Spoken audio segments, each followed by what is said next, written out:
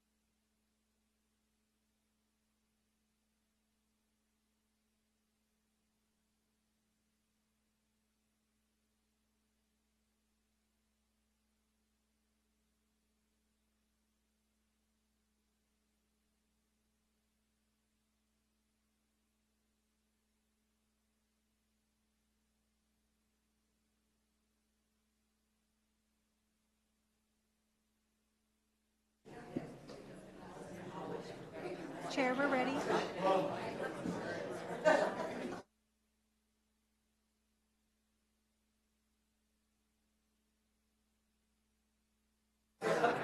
Great.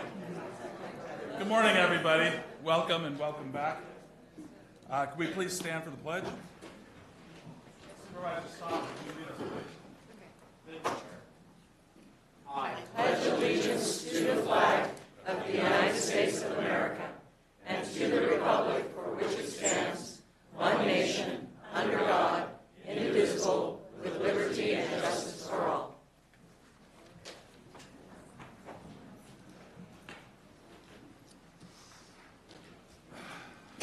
Madam Clerk, could you report out from closed session, please? Yes.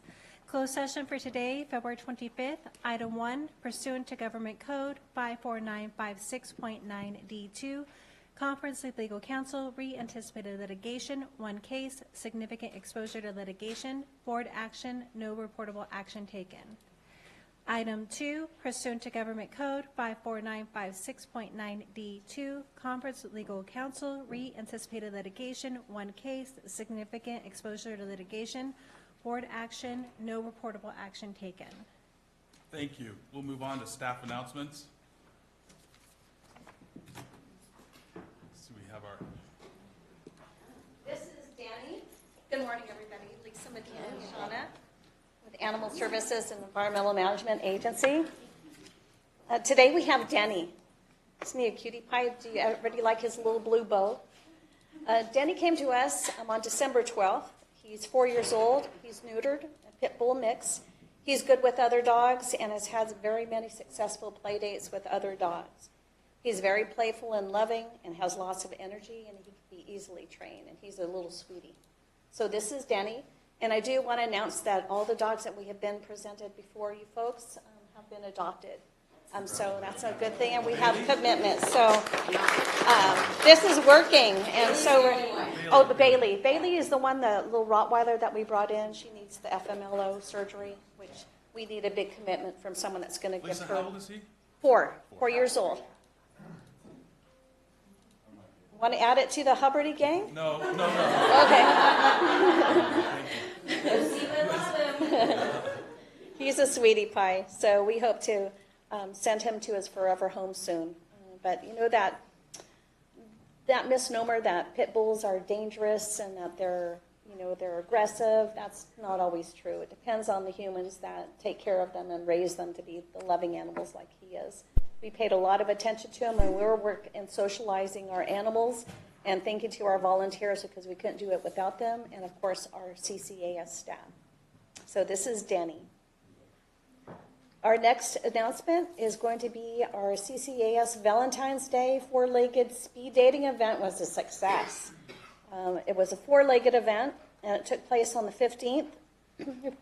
Excuse me. We want to thank all those that supported our efforts, including Focus, Gimme Shelter, CCAS staff and volunteers, and I would especially like to thank Rebecca Glover and Shauna. They helped organize and facilitated this event, along with several volunteers that stayed after their duties in the morning to assist with whatever they can. We appreciate our CCS volunteers beyond words, and we could not have done the event without them. It was a successful event because not only 1 animal went home, but 8 animals went to their forever home. One of them was a foster, 4 dogs and 4 cats. So that's the fosters did get adopted. So that's our success story. So these are working. We're always looking for events to host and to get our animals out of our shelter into their loving homes. We're gearing up for more adoption events soon, and they will be announced here at the board supervisor meetings. Next up, we have our first focus in CCAS, free drive-through rabies and microchip clinic of 2025. This will take place Saturday on March 8th from 9 to 11 here at the Government Center. Dr. Mark Hayes will be the attending veterinarian. More upcoming clinics will be held on April 4th, May 3rd, June 14th, September 13th, and October 11th. And that is all I have. Thank you, Lisa. Thank you. Come on, Thank you, Danny. Danny. Thank you, Sean. Thank you.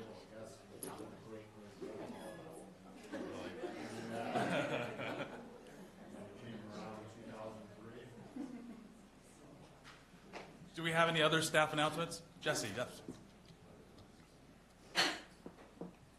Good morning, Chair Habity, honorable members of the board, Jesse Fowler, Agriculture Commissioner, and most important today, I am the Director of Weights and Measures. So next week, March 1st through 7th, is the 224th Annual National Weights and Measures Week. The standardization of weights and measures started with the nation's second president, John Adams, signing the Federal Weights and Measures Law on March 2nd in 1799. This is a perfect time to remind residents and businesses in Calaveras County of the importance of weights and measures in their day-to-day lives. Weighed and measured items include everything from produce to ropes to electric vehicle chargers, everything in between. The mission of the Calaveras County Department of Weights and Measures is to ensure equity in the marketplace, and that's both for customers and business owners. No matter where you live or what you purchase in Calaveras County, inspectors from our department work tirelessly behind the scenes to protect customers from malfunctioning devices and unfair marketing practices to make sure you get what you pay for. Last year, our department investigated 8 consumer complaints. The majority were complaints about possibly inaccurate fuel dispensers and electric submeters. To ensure accuracy, all weighing and measuring devices used in commercial transactions are tested for accuracy on an annual basis by our department inspectors. I encourage you to take this week as an opportunity to notice all the things in your life being bought and sold by weight or measure. And if you have any questions or concerns regarding weighing or measuring devices or just weights and measures in general, please reach out to our offices. I have the PowerPoint slide up there. It's got our contact information. And just a heads up too, since I've got this space, we will be moving our offices. Right now we're in the Colombo building, but as of next week, we're going to be starting out of Oakview, which is right here at 556 Mountain View Ranch Road, or Mountain Ranch Road, sorry. So we'll be a little bit closer. So, any questions? Super. No? Yep. Make sure you get what you pay for. Absolutely. Thank Thanks. you, Jesse. Len? Good morning, Board. Len DeGroot, your Information Technology Director. I have a couple of updates for you today. I'd like to start with an AT&T outage that we're experiencing at the county. AT&T had a part in their network center fail. They tried to replace it yesterday. It failed again. And so they overnighted a part, and they're trying to replace it again today. The result of that is that calls going in and out of the county have been blocked. We've lost access to some essential services that we use to interface with the public, and including some services at the Sheriff's Department and HHSA. Hopefully we'll have that up and fixed today, and the public will be able to talk to us, to the county easily again. Right now they can still contact us through email, and so we're working on resolving that.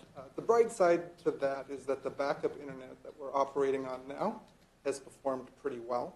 As you can see, we're still broadcasting. So we'll take a win where we can get it. Any questions on the outage? No? The second update I'd like to give you revolves around broadband. The CPUC has moved to round 2. So what we're doing is we're working with Barbara Hayes at Golden State Connect Authority, and they're working with Tilson to come up with a new proposal based on the latest availability data. So we hope to have by March 15th a new proposal sort of underway, and the date for submission, the deadline for submission is April 23rd. Our hope is that this will be a very fast round.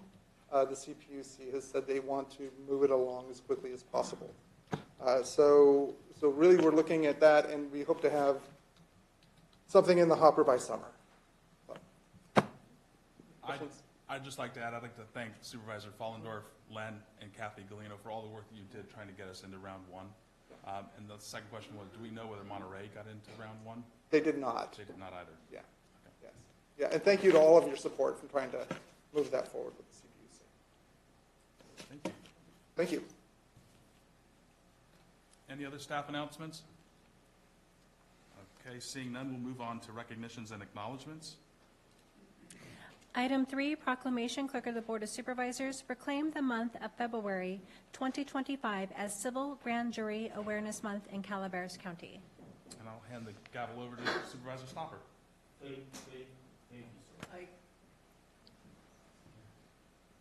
Thank you, Susan. Proclamation recognizing February 2025 as Civil Grand Jury Awareness Month in Calaveras County. Whereas every year in each of California's 58 counties, 19 ordinary citizens take an oath to voluntarily serve a term of 1 year as grand jurors. And whereas Calaveras County, one of the original 27 counties of the state, was organized at the 1849-1850 session of the California State Legislature, and whereas the grand jury is an independent investigative body operationally separate from the entities and officials they investigate, and grand jurors are officers of the court under the guidance of the Calaveras County Superior Court presiding judge, and whereas the grand jury exists through the dedication of the people, and they decide what areas of local government they are going to investigate or review during the year. One of the most important functions of the grand jury is to review the operations of the officers, departments, and agencies of local government and special districts. And whereas the grand jury's investigative process may or may not result in reports, those fact-finding reports identify specific problems and provide recommendations for governmental improvement and or identify commendations. And whereas the grand jury is recognized for their dedicated service, volunteering to make Calaveras County's governmental entities more efficient for the best interest of the community. Is there somebody here representing the grand jury? Oh, I know they're all here, but is there someone that would like to speak from the grand jury? That's yes.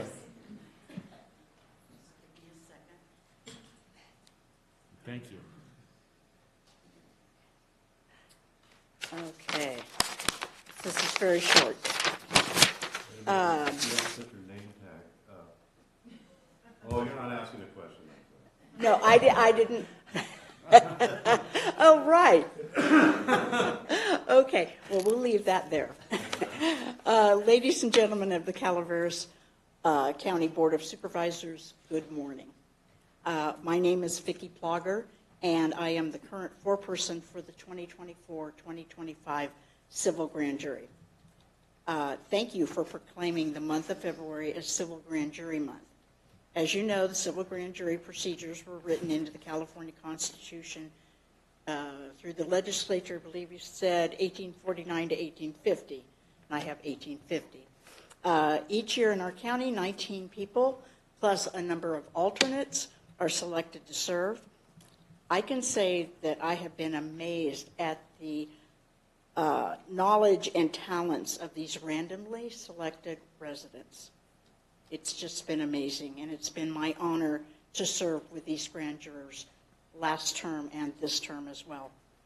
I would like to thank you, our Board of Supervisors, for your support in the important work we do. I'd also like to thank Judge Timothy Healy, Judicial Support Assistant Louise Boschke, County Counsel Jonathan Frost, Deputy CEO Denise Hubner, Administrative Analyst Candace Doyle, and Deputy Clerk of the Supervisors, Stacy Simpson. These employees through the county have made our jobs easier, and they've been so supportive. I just can't express how much thanks we have for that. Lastly, I would like to dedicate this year's proclamation to Diane Lloyd, the foreperson from the previous term. Diane passed away in January of this year. She was dedicated to all things related to the civil grand jury, and she will be greatly missed. Thank you again for this honor. Thank you. Thank you. Further comments? This. Oh, yes. Go ahead. Thank you.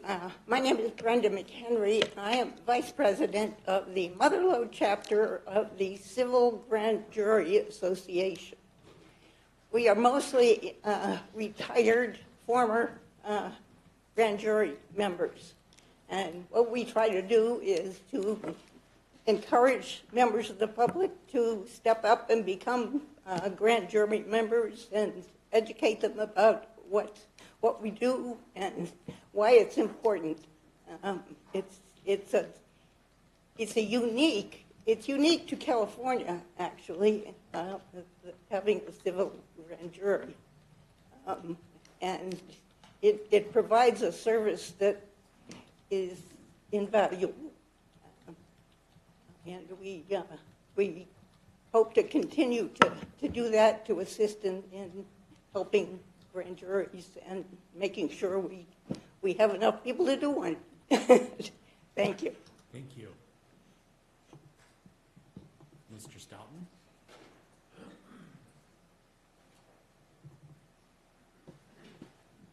Morning, board and grand jury people.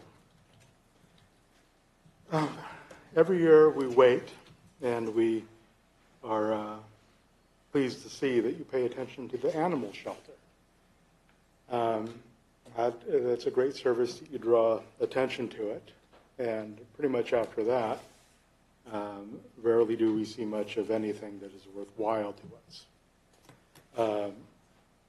The last grand juror foreperson came before the board last year and said that she works for you, Board of Supervisors. Questions about that one? I know she's passed away, and I'm not saying ill of her, but that's what she said.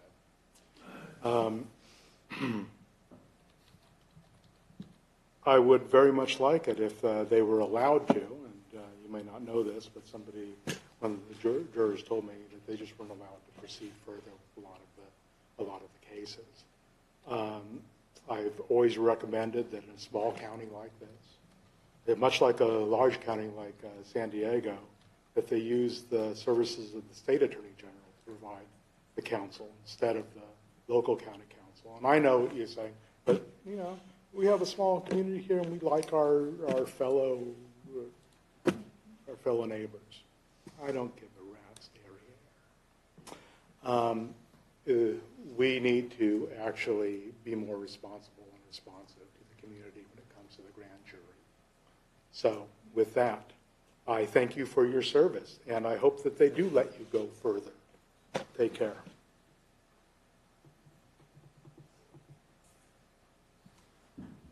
Any further comment?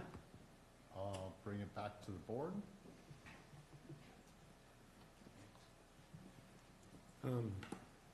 I want to thank all the members that are here and all the members of the grand jury. I think you guys do a wonderful job, and having a little bit of experience myself, 4 years I spent on the grand jury. I think it's a good thing here, a civil grand jury. So I want to, again, thank all of you for what you're doing and stepping up to the plate and becoming a grand juror when it was reached out to you. So with that, I will make the motion. Thank you, Mr. Toffenelli. Second by Ms. Fullendorf. All those in favor? Aye. Passes by 5-0. Now therefore be it proclaimed that the Board of Supervisors, County of Calaveras, State of California, does hereby designate the month of February 2025 to be declared Civil Grand Jury Month in Calaveras County, and to encourage citizen participation in the grand jury process. Thank you very much for your dedication to the community. We appreciate it.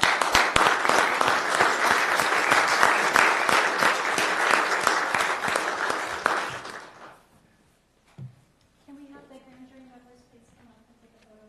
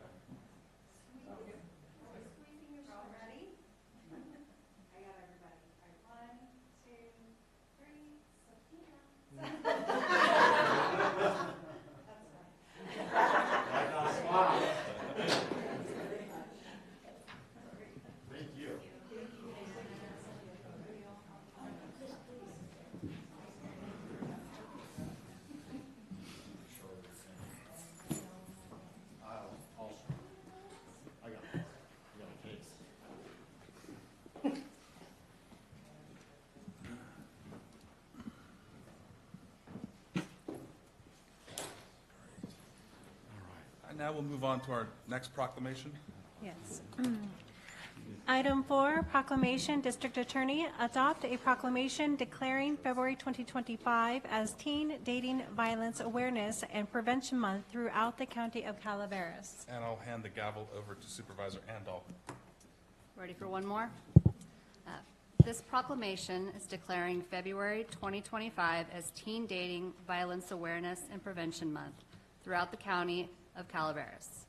Whereas teen dating violence is controlling, abusive, and aggressive behavior in a romantic relationship and can include verbal, emotional, physical, or sexual abuse, in person or via social media. And whereas all genders can be victims and perpetrators of teen dating violence. And whereas, according to the National Council on Crime and Delinquency's focus, 1 in 3 adolescent girls in the United States is a victim of physical, emotional, or verbal abuse from a dating partner, a figure that far exceeds victimization rates for other types of violence affecting youth. And whereas, according to the National Resource Center on Domestic Violence, 3 in 4 parents have never talked to their children about this type of violence. And whereas, high school students who experience teen dating violence are more likely to use drugs and alcohol, are at a greater risk of suicide, and are much more likely to carry patterns of abuse into future relationships. And whereas victims of digital abuse and harassment are twice as likely to be physically abused, twice as likely to be psychologically abused, and 5 times as likely to be sexually coerced. And whereas by providing young people with education on healthy relationships and relationship skills, and by changing social attitudes that accept and support violence, teen dating violence can be prevented. And whereas everyone has the right to a safe and healthy relationship and to be free from abuse. Ms. Yook? Good morning, Barbara Uke, District Attorney. I want to explain my pants. They're orange because orange is the color of, represents Teen Dating Violence Awareness and Prevention Month. Domestic violence affects people of all ages, including teenagers, and that includes teenagers in our county. We frequently talk about the domestic violence cycle, and I think you're probably all familiar with, the build-up, the blow-up, the honeymoon period afterwards.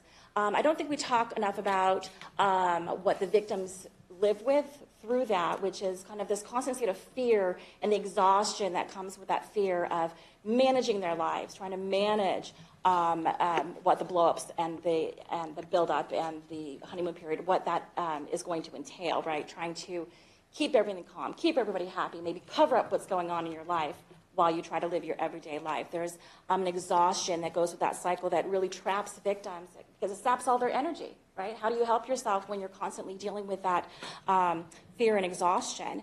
There is also a layer of guilt and shame that goes with that, right?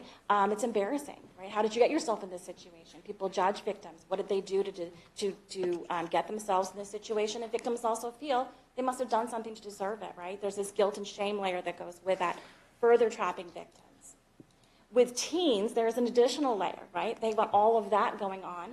Plus, this could be their very first relationship. Maybe their parents don't know, right? Maybe it's someone who's popular in school. What are they supposed to do when they're in this situation? So there's that additional layer. What we also see, we call it, in my office, we call it kid thinking, right? Kids, you think that kids are relying on their parents, for a lot of things and as their protectors. Kids protect their parents. They don't want their parents to be upset. That's a lot of times why kids don't report and kids don't come out and say what's going on. Because kids are really protecting their parents. It's a very interesting dynamic. So teens are going to have that layer as well. That's why I think we don't see as much reporting by teens. My office really doesn't have a big juvenile caseload of teen domestic violence cases. We see them later on, when they become victims later on.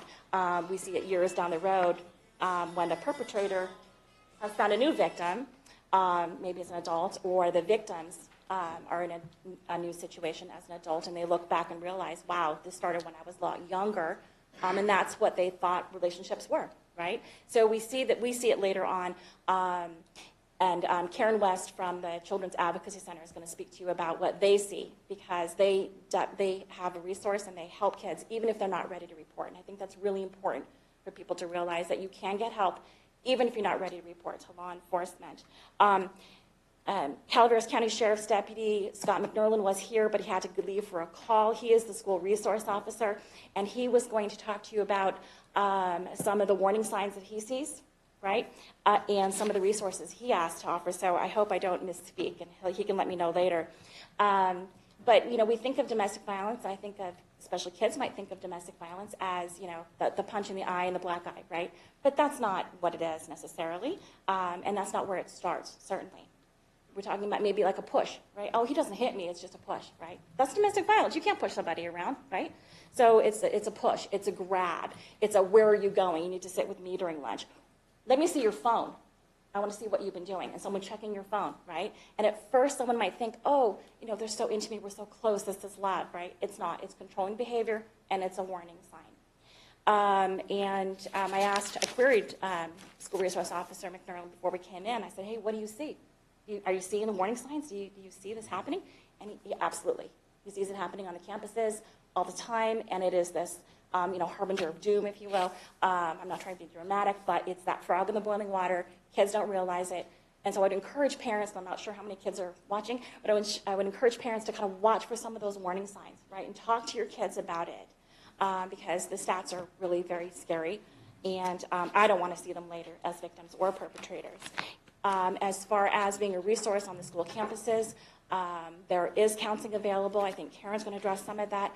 But Officer McNerlin wants to encourage kids and parents, hey, give them a call, right? And maybe he can direct them into other resources. It doesn't have to be a full report necessarily if you're not ready for that. But there are resources to try to help kids get out of the situation and help parents have somewhere to go and someone to talk to maybe about some of these issues and trying to figure out what's going on. Thank you very much for your time and recognizing February as Teen Dating Violence Awareness and Prevention Month. And I want to turn it over to Karen West from the Children's Advocacy Center. Thank you. Thank you. Good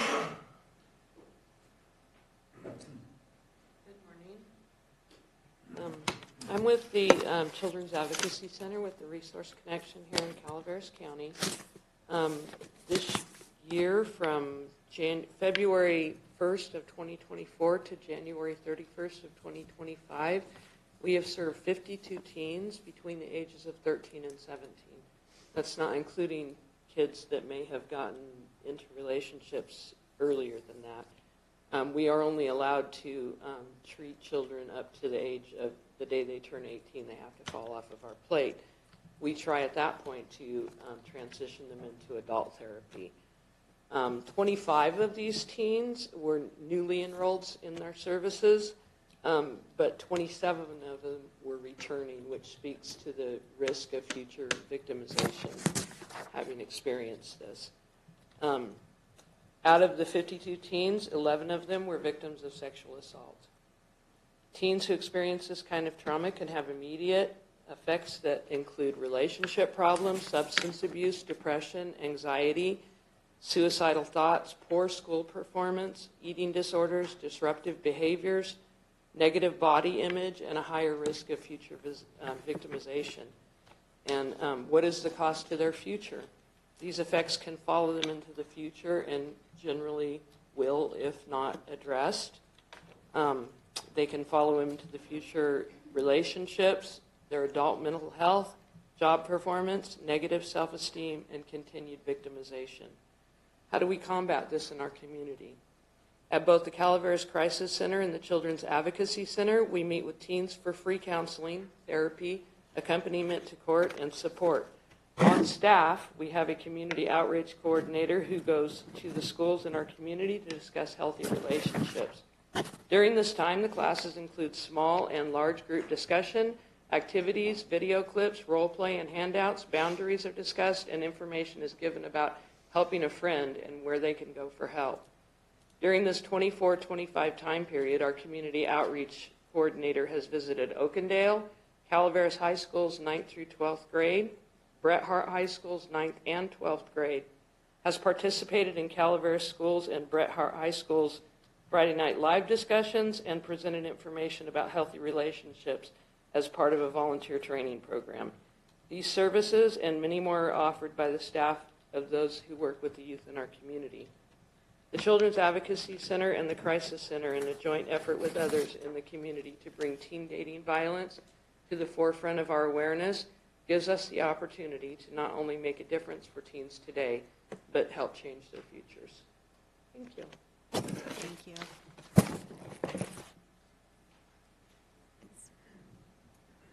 Mr. Sutton, any further public comment? Thank you, Board. Thank you, my supervisor. I overheard the conversation. He was there. They were very kind to let me listen to it before the meeting. And one thing I can say about our district attorney is she does a wonderful job, but she often brings things before the board that make me come to tears. And this is one of them.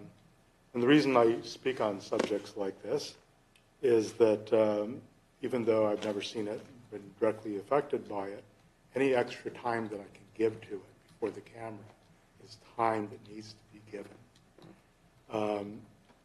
It's just a part of politics and how you put things out there, and so that is why I'm up here.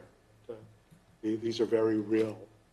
This is a very real problem that is addressed and should continue to be addressed, and we should put more effort and resources towards addressing it.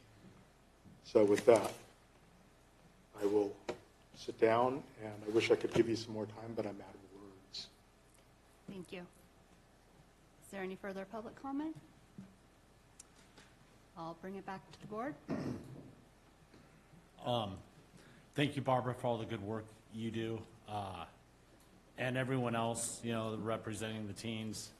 One thing I read in here is it says 1 out of every 3, wait, wrong one. 1 out of every 3 females are adolescent girls in the United States is a victim of physical, emotional, or verbal abuse. That's a long-running statistic.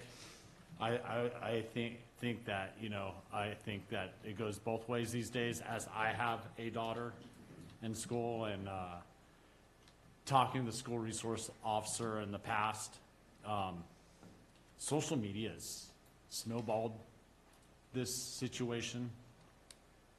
It's worse than I could ever remember it being when we were kids, because now kids write it down what they're going to do the day before, so they premeditate it on social media, and then then they're bound to do it because they told everyone they're going to do it. So then they go in and they actually commit whatever thing they said they were going to do on social media, and it's just I don't even know how kids get through it emotionally these days. I think that number 1 in 3 just for females is not a statistic anymore. I think it's worse because it doesn't just happen in dating situations at all, and it's something we all need to be very aware of, especially with kids or grandchildren, and even the kid next door. If you notice something, reach out and just let them know you're there to support them. So I guess that's my time's up. So with that, I'll make a motion. I'll second. All in favor? Aye. Aye. Thank you. Oh, and the end. One more part, sorry. Now therefore be it proclaimed, February 2025, Teen Dating Violence Awareness and Prevention Month throughout the county of Calaveras. The Board of Supervisors urges all citizens, agencies, and educators to promote awareness about teen dating violence and to work toward ending teen dating violence by empowering young people to develop healthier relationships and assisting victims in assessing the information and supportive services they need. Thank you.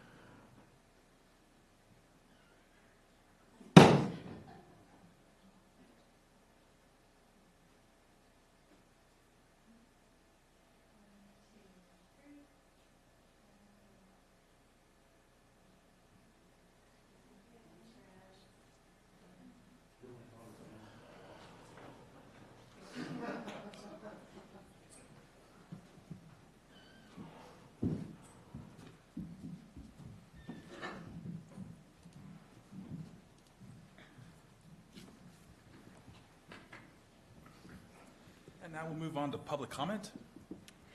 Any item of interest to the public that is within the subject matter jurisdiction of the board and is not posted on the consent or regular agendas may be addressed during the public comment period.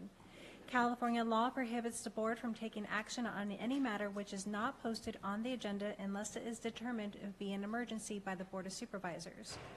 If public comment is completed before the 30 minutes allotted time period, the board may immediately move to the next order of business. If public comment is not completed during the allotted time period, it will be continued as the last item of business in order to provide an opportunity for the remainder of comments to be heard. Thank you. Dana. Good morning. I'm Dana Nichols, and I live at 153 Broadway Street. And I've been talking with my neighbors about our concern about the speed of vehicles going up and down the street. So we wrote up a little traffic calming request, and I'm going to read it to you, and then I'll hand it to Stacy, and we'll take it from there. To Calaveras County Supervisor Gary Toffanelli and Calaveras County Director of Public Works Micah Martin from the Broadway Street residents. Dear Gary and Micah, we residents of Broadway Street in San Andreas want your help. Trucks and cars often traverse our steep, narrow residential street at high speed, putting us at risk. People of all ages walk on this street, including children headed to school. And some of the speeding cars, by the way, are obviously parents driving children headed to school. Some sections of Broadway Street have no sidewalks. We ask that the county government install traffic calming measures that will slow these vehicles and reduce risk. And we're aware that such measures are sometimes called speed bumps, speed humps, traffic tables, or traffic cushions. And we trust the county engineers can design and install something to improve safety and calm traffic. And there's 14 signatures of various street residents. Thank you so much. Thank you, Dana. Mr. Butner. Oh. Ladies first. I am part of the Broadway Coalition here, and I am speaking for 10 of our residents down there at the bottom of Broadway and Market Street itself. So what we're looking for is safety for walking. A lot of people walk their dogs. A lot of school. I see more school students, primarily high school students, who are walking back and forth to school nowadays than I think in the past. Granted, I've only lived there 4.5 years, but these are my observations and other things that I have discussed with other residents.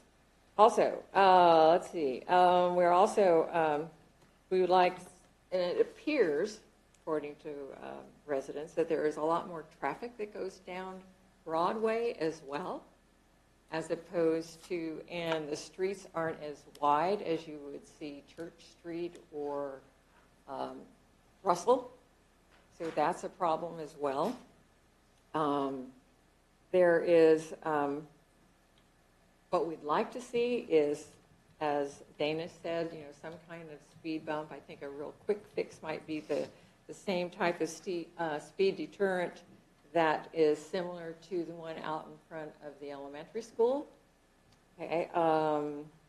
There are actually several driveways down there at the bottom of Broadway that have very, very, very narrow driveways, practically no driveway at all, which creates a problem with speeding cars coming down. Our houses are at the bottom of a hill, and so you've got a lot of people just who are not aware of their velocity and their acceleration as they come down that hill.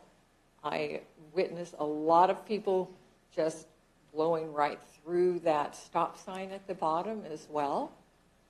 Those are our primary concerns. So we would like to really avoid any type of calamity at this point in time. I understand in past there have been some major accidents down there. And thankfully, I haven't seen any at this point in time, the 4 years I've lived there. So thank you very much for listening to our concerns. Oh, I have one more thing. I do have a note. I have a letter from one of our residents as well. This is the They are brand new in the area, but they have a 4-year-old son. Their house is at the very bottom on that would be the northwest side. It's the old Dragomanovich house on the corner of Market and Broadway. They really have very little area to park 2 cars. They have to park one. Pardon? Yeah, that's your time. Thank you. Oh, it very is. much. Okay, sorry. Okay. Thank you. You could leave the letter with Stacy if you'd like. Okay. Please. All right, please. We can copy it. Thank you. Mr. Butter. My name is Christopher Butner, publisher of Calaveras 2026election.com. Today's comments to each of you begins with me reading to you the definitions of 3 words, irrational, rational, and responsible, that you'll easily find in Merriam-Webster's Dictionary of Law. Please listen carefully. Merriam-Webster's Dictionary of Law defines irrational, an adjective, as not governed by reason, mental clarity, or understanding, not governed by a fair consideration of facts or evidence. Conversely, Merriam-Webster's Dictionary of Law defines rational, an adjective, as having reason or understanding, relating to, based on, or guided by reason, principle, fairness, logic, a legitimate state interest, or a consideration of fact. I've read to you the definition of irrational and rational. Now I'll finish with the definition of responsible.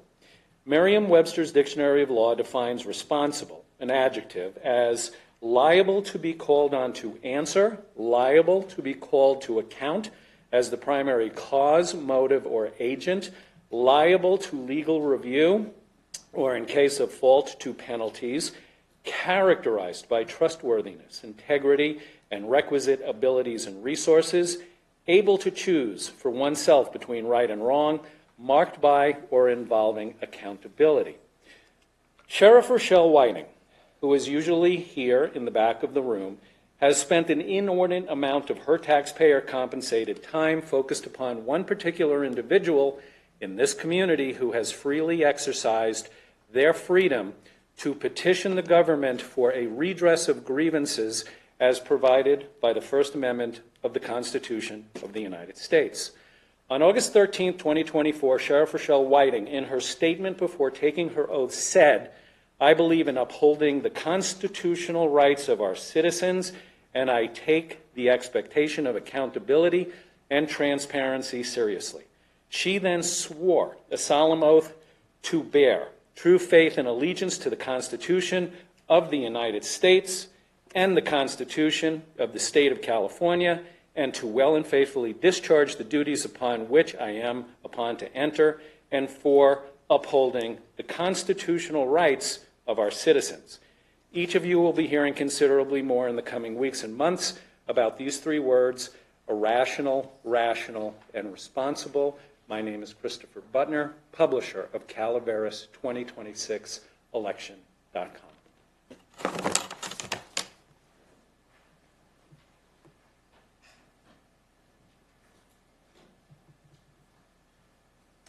Good morning, Board. My name is Hardeep Singh. I am a local food systems advisor with the University of California Cooperative Extension. And I'm here to inform you all that we are hosting a workshop, Grape Day for wine grape growers in Amador County. And the registration is open for all the wine grape growers in Central Sierra and El Dorado, Amador, Calaveras, and Tuolumne counties. And we will be bringing advisors and specialists from across the state on to talk about different topics such as managing nutrients in wine grapes, and then research update on management of powdery mildew disease in wine grapes, and then we will have presentations about vineyard and orchard weed management, and then management of burrowing rodents in wine grapes, and then we will have speakers talk about grapevine red blotch disease. So, and the registration is open, and the workshop will take place on March 20th at Amador County Fairgrounds. And I will leave the agenda here with you. So if you have any questions, you can contact me. I am Hardeep Singh, Local Food Systems Advisor. I'm at 423, I'm at 423 St. Charles Street from here. Thank you all. Thank you so much, Mr. Singh. Mr. Stoughton.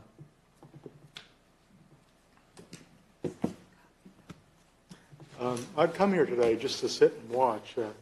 Jim Jones, the former Calaveras County Council, used to say, it's the best show in the county, and it's free. Well, Jim. We used to spend time together. I like the guy. Anyway, what give you? I'll get to the point in a little bit different way. It might take a minute here. A few weeks ago, when I found out I might have cancer, I changed a lot of things in my life, and I decided to have more fun. So every day, I gamble. I go take a few $100 bills out of the safe and go down to the rancheria early in the morning, and usually I'm the only one there. And I thought, well, this is a good way to get rid of some of this money. It wasn't. I just kept on winning. And the problem with that is my mind started working. And I figure my mind worked on its own. Irrationally, I'm just sitting there trying to do something repetitively, and my mind is figuring out how many of this card and that card in the deck, that there are 28 cards with 10, that there's 6 aces, that there's 6 of the other cards, because it's 6-deck blackjack. And pretty soon, it just kept on winning. It's always between $60 and $105 if I put $200 worth of chips on the table. Then somebody said, well, you've also won this $100 worth of chips at our tournament. And this happened again, so I had $200 worth of chips in the tournament. And the way a tournament works is, I didn't know until last week. You put you pay $50 and give you $500 worth of chips. And so I went and I went to the tournament. Darn it, it was at nighttime and I was tired, but I won. First round, and then I went to the next round, and then it just got to be too much winning. So I just took all my chips, put them on the table, and played it and busted. And I said, okay, I have to live with it. It's just better to be lucky than smart.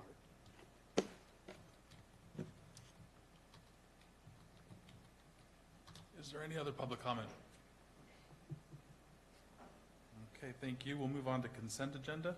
Madam Clerk?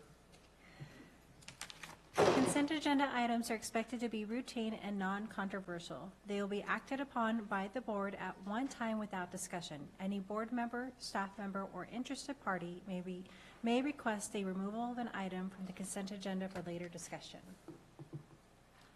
Do any board members wish to pull anything from the consent agenda? No? Would any public members like to pull anything from the, do we have anybody online? No. Nope. Okay. With that, we have a motion from Supervisor Follendorf. I'll second. Oh, I think, Ms. Andal. I think Supervisor Andal beat you to it there. You gotta speak up. You got to speak down.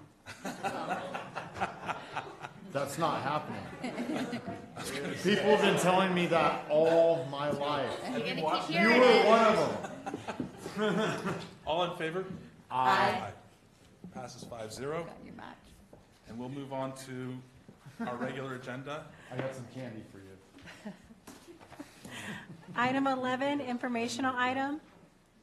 Administrative Office, receive an update from the Calaveras County Chamber of Commerce. Excuse me, Mr. Chair, can we take a 5-minute break? Yes, we can. We'll take a 5-minute break and let you guys set up. Thank you, Rachel. Thank you, Sherry.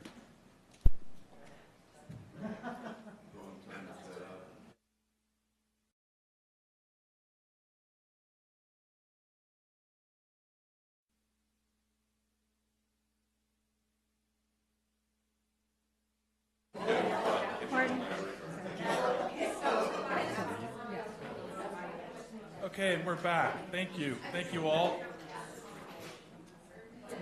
Madam Clerk, will you read the informational item that we're about to see? Item 11, informational item, Administrative Office, receive an update from the Calaveras County Chamber of Commerce. We'll hand it over to Rachel.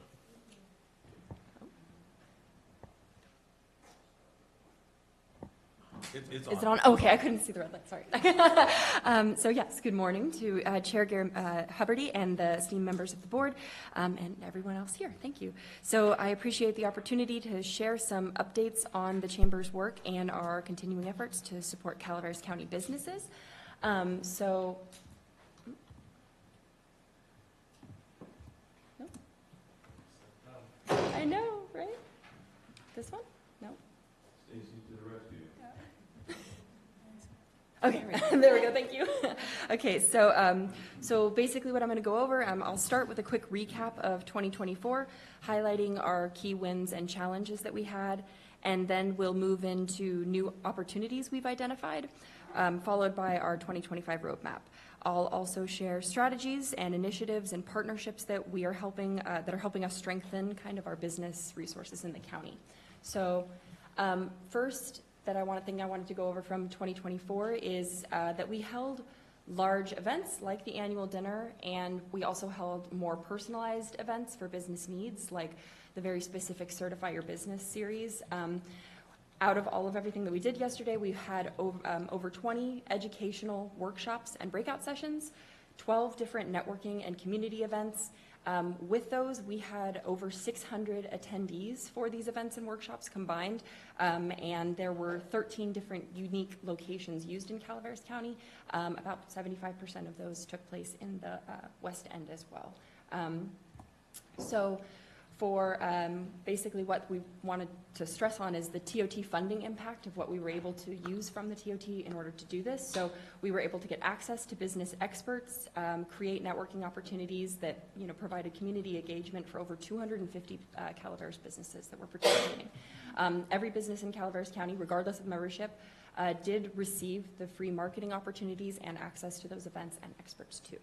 So we were able to kind of rework our budget, and so our staffing expenses from the original 50,000 TOT was reduced, so we put that money into marketing and events as well for more business outreach. So room for growth was definitely identified. The picture here is from the very first Giving Tuesday that we held in Calaveras County. It was a packed house, and we kind of underestimated the space we would need for such an event. So I thought it was appropriate to put here. So we identified key areas for growth and new opportunities. We're trying to better serve our community, and the nonprofits, getting them involved was definitely part of that. But we've taken a lot of notes and incorporated it into our 2025 strategies.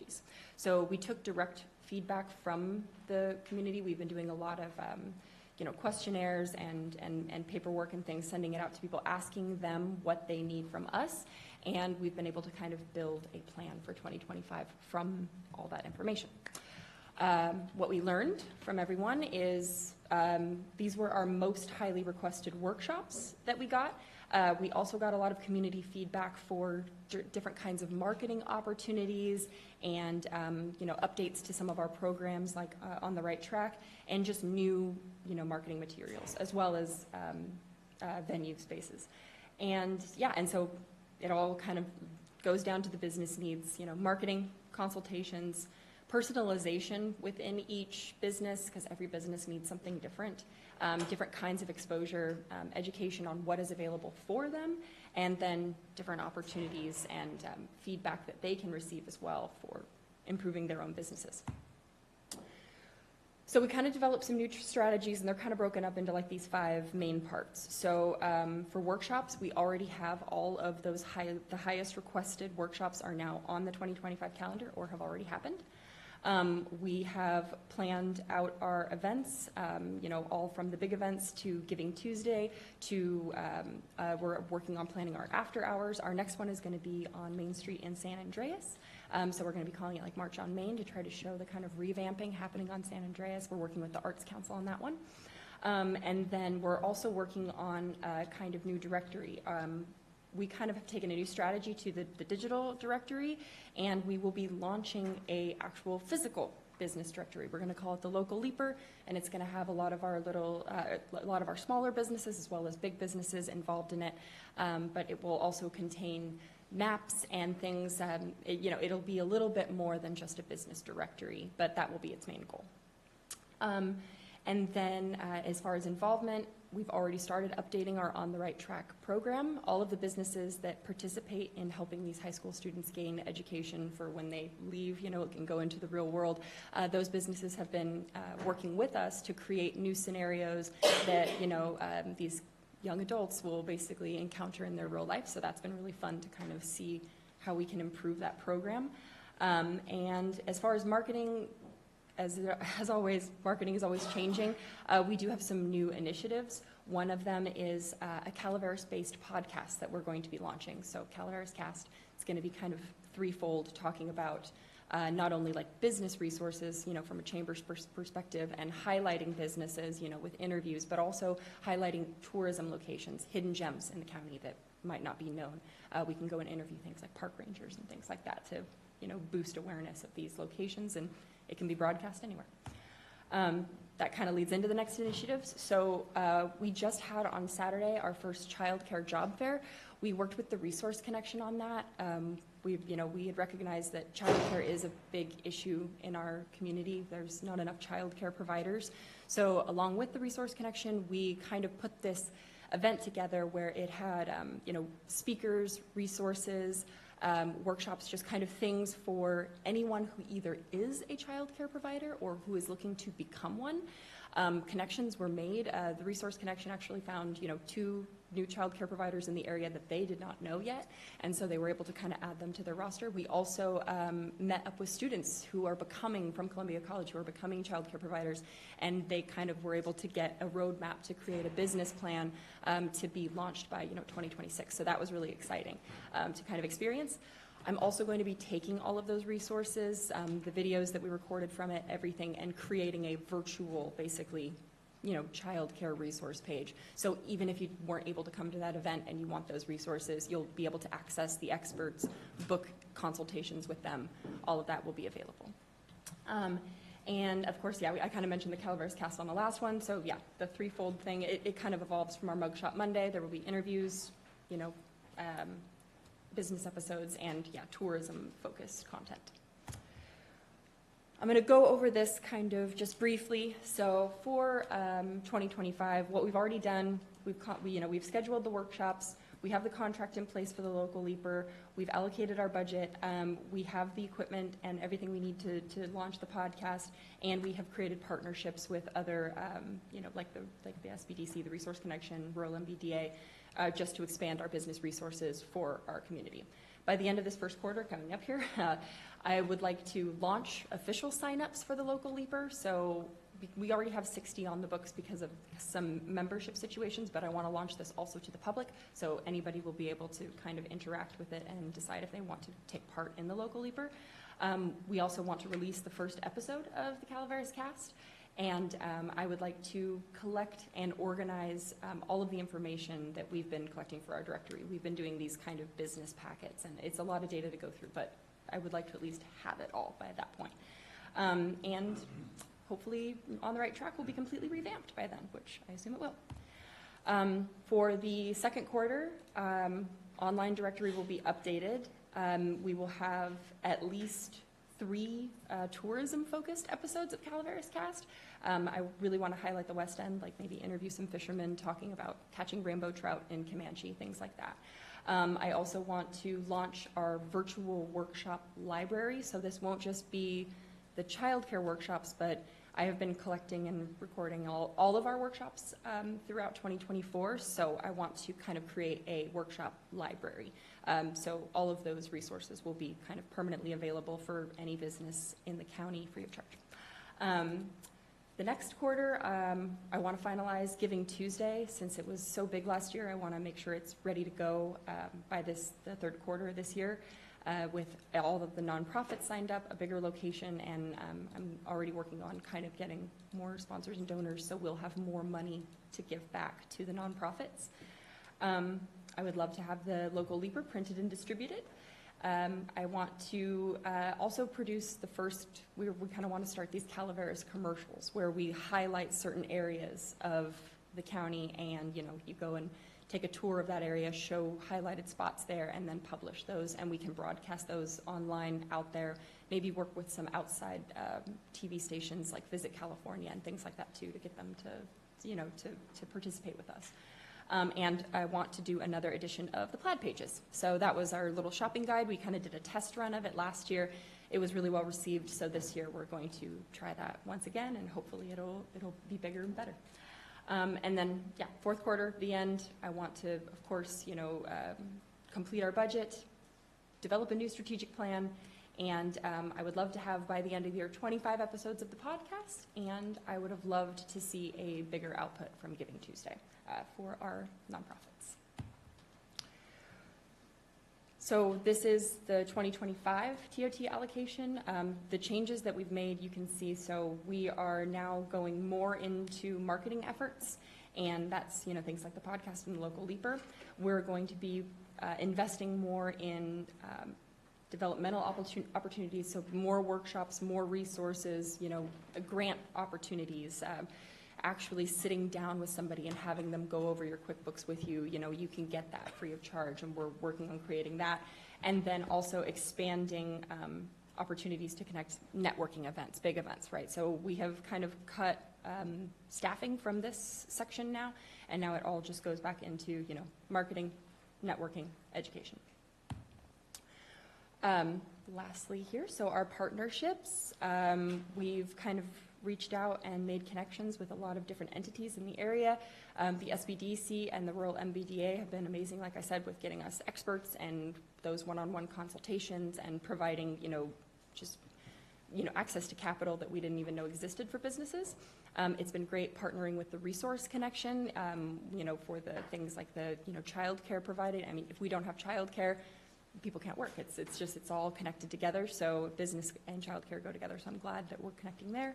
And then, the Cal OSBA, we've been doing tours of rural areas, primarily on the West End, and just promoting, small local businesses out there and trying to get them opportunities like government grants and things.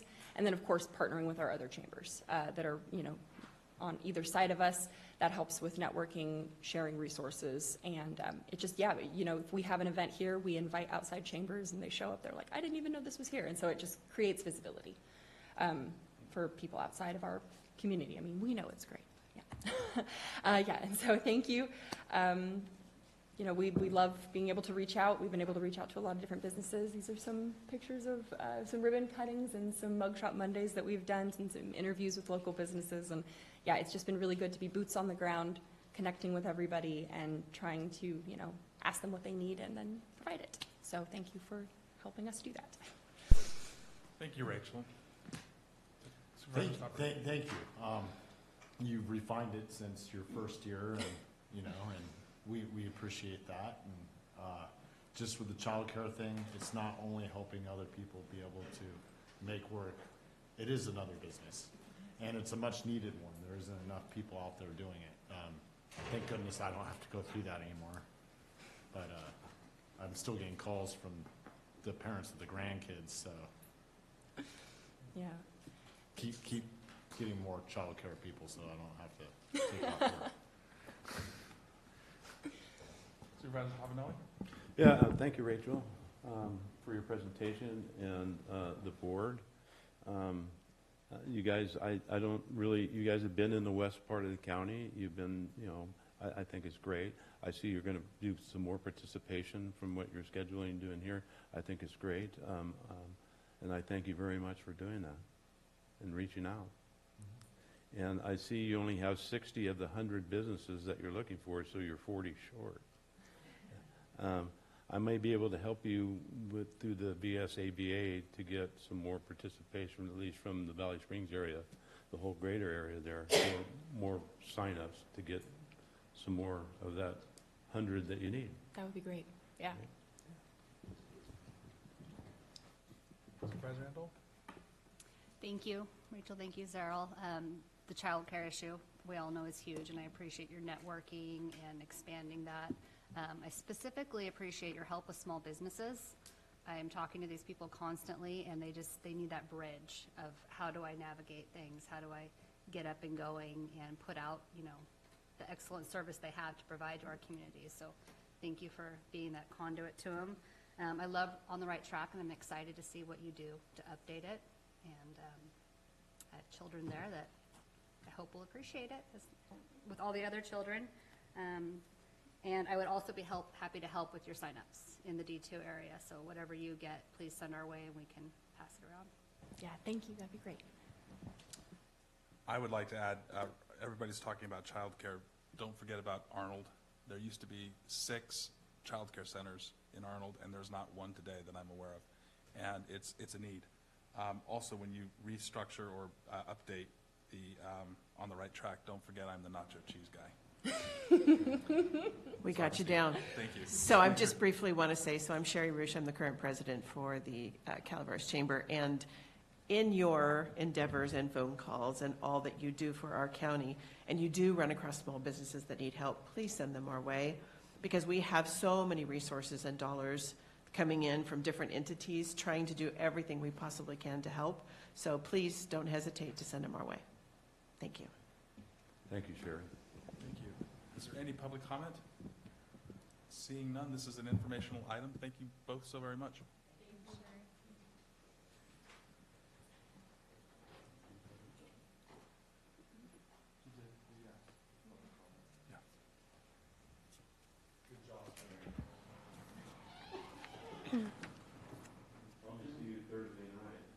Oh, good.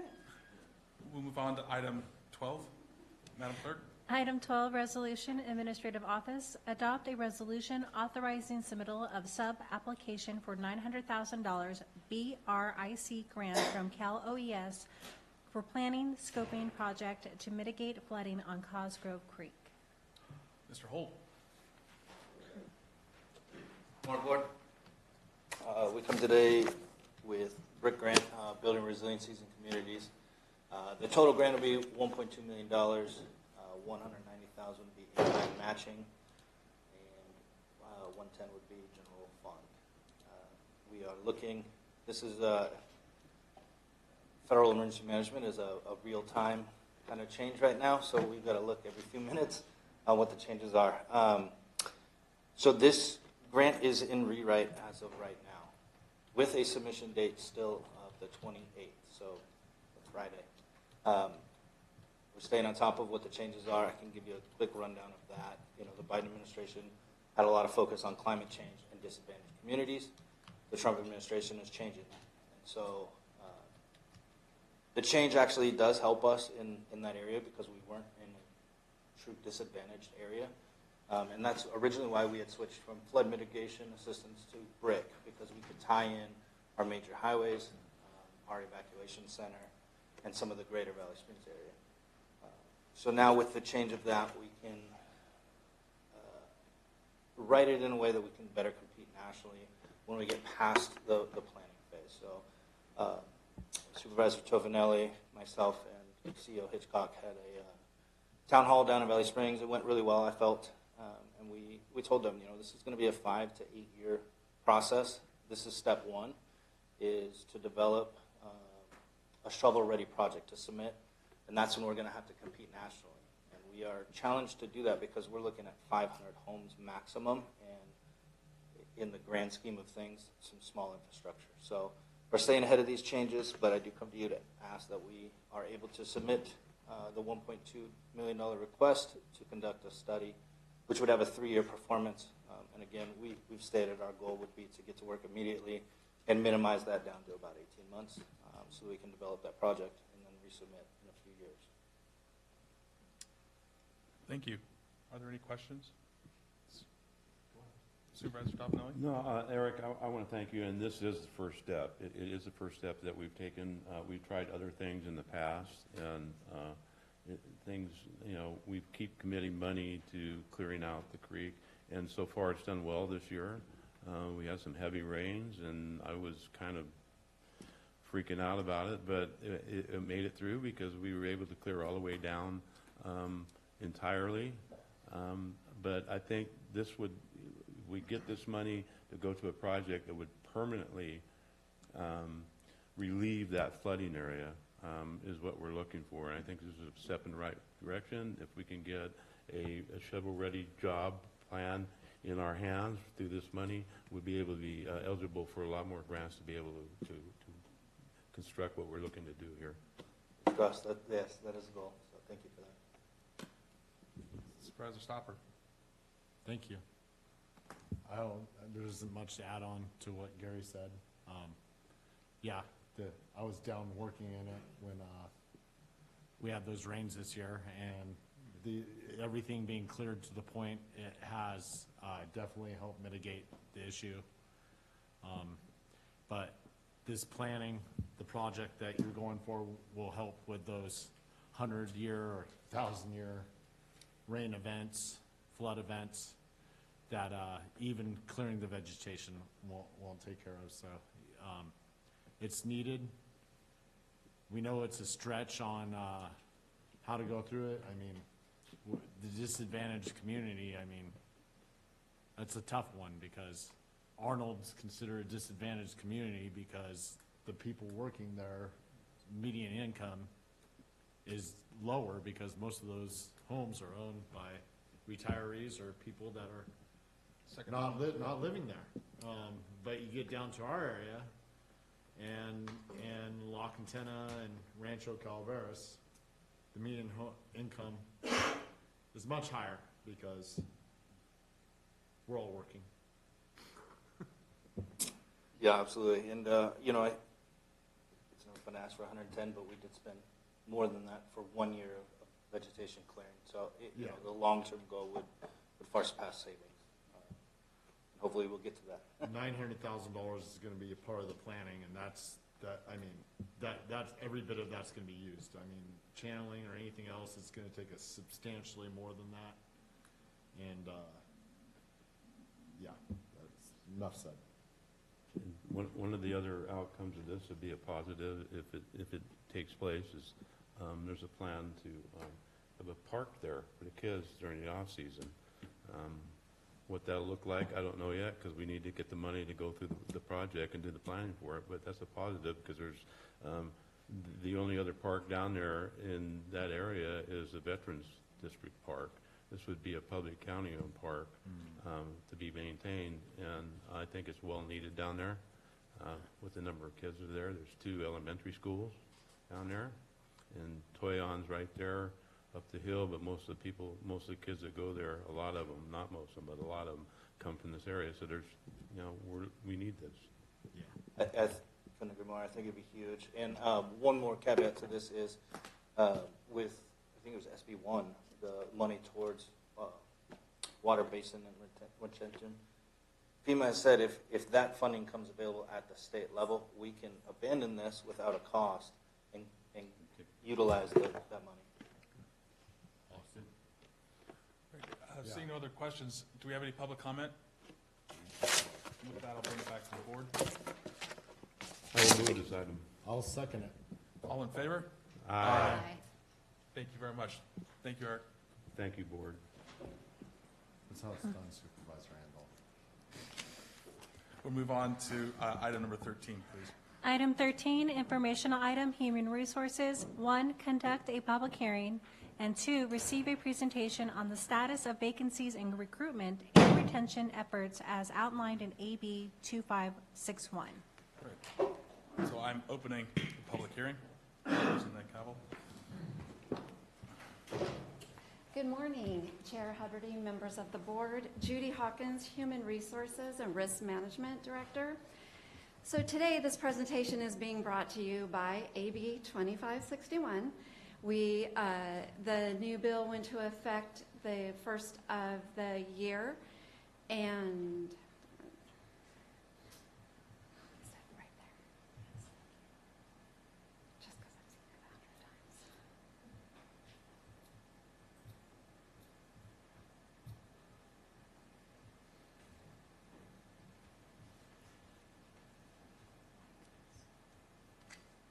we're having technical difficulties.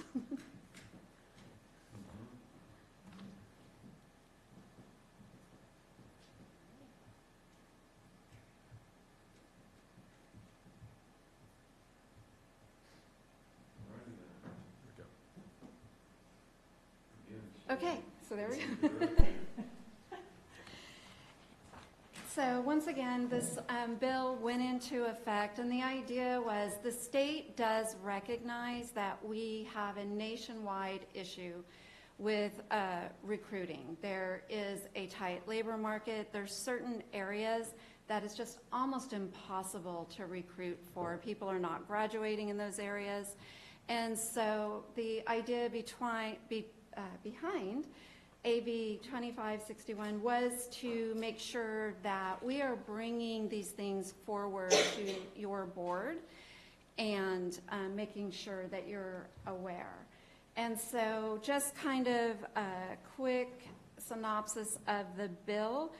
And so the bill does require us to report out in a public hearing what our vacancy rates are and our recruitment and retention efforts. We are required to bring this before you every fiscal year and before a final budget is adopted. And one of the, let me move on to the next one. And then one of the other parts of the bill is that bargaining units are able to give a presentation as well. And right now, I do believe at the end of my presentation, SEIU will be speaking to your board. So, our vacancy rates, I did put on here what our vacancy rates are per bargaining unit, because if we hit 20% or above in any of the bargaining units, we do have to present additional information. And the additional information that would be required is having the total number of job vacancies within the bargaining unit, the total number of applicants for vacant positions within the bargaining unit, the average number of days to complete the hiring process from when a position is posted, and opportunities to improve compensation or other working conditions. And so I did add a slide in to make sure the board is aware of what our vacancy rates are per bargaining unit. And I have added in there unrepresented so that our total employee count is correct. And these are full-time positions. This does not include part-time positions. So it is just permanent full-time positions, and we have 634. Our total allocated positions right now are 674, and we have 39 part-time. And so, as you can see, our vacancy rates are well below the 20%, and they're actually dropping from what they have been in the past. Now, please keep in mind that this information was as of February 12th and doesn't include any of the recommended changes that will be brought forward to your board. And also, it does not include the 5 new hires that we had yesterday. So we have added positions since these slides were put together. So I also broke out what our vacancy rates are. I broke it out by department and non-general fund, and then we will have a slide for general fund. And so while we talk about recruiting challenges, we still have great challenges in our area of behavioral health clinical services and nursing. And one of the things, we just are not seeing as many clinicians come out of school And so we are working with the department to find ways to recruit and retain our employees in those areas. So on a positive note, we have been, our Human Services Department at this time, the same time last year, had 13 vacancies. We currently have 5, and I believe that 2 of our new hires yesterday was in Human Services. So we are seeing improvement in our areas. And so for our general fund departments, we are seeing huge improvements in those areas, especially in our sheriff's department. So at this time last year, we had 10 vacant deputy positions. Right now, we have 5. And I believe we have 2 of the 5 starting in the beginning stages of background. So we are doing fantastic in those areas. And even our correctional officers, at this time last year, we were down 12 positions. And currently we have 5 vacancies, and we do have 4 candidates in background, and I believe we have one that has completed, one of those 4 that have completed. So we're seeing improvements. You know, this time last year, we had a 16% vacancy rate in our general fund department, and as you can see on this slide, we have just over a 12% vacancy rate. So I do want to thank your board for the efforts in the class and comp study and the increases that we gave employees. I think that it has made a large, we are seeing the efforts that have been made, the positive side of the efforts. County Council still has 2 open positions? Yes. Okay, just making sure. But we have been in discussions. We have ideas, and we are in discussions. Attorneys are, and I can say, attorneys are another area where they're golden unicorns. There's not as many coming out of school. There's not as many going into Maybe government. not golden. Sterling silver. How's that? So, but we are seeing, my daughter-in-law is an attorney, and the firm that she works for is having a very difficult time, even in the private sector, recruiting attorneys. In fact, she was recruited from her law school in Illinois and started before ever passing the bar. So there is definitely a deficit across our nation with attorneys, clinicians, nurses. Everybody, I read an article lately that stated that 34% of our younger generation wants to be influencers. And so they're not going into any type of specific career field. They want to influence. So I need to start paying an influencer to recruit for us. So, oops, sorry, too fast. So to talk about our efforts, and I think a lot of time our efforts are behind the scenes, and nobody really realizes what we are doing to recruit and retain our employees. And so one of the things that we have looked at is our time frame to recruit. And for a lot of different reasons, it may take anywhere from 60 to 90 days before we are making an offer to a candidate. And by then, they have most likely accepted an offer elsewhere. And these numbers are not unusual for government, especially local government, but it doesn't mean we can't improve them. And so we are looking at ways to enhance our applicant tracking system.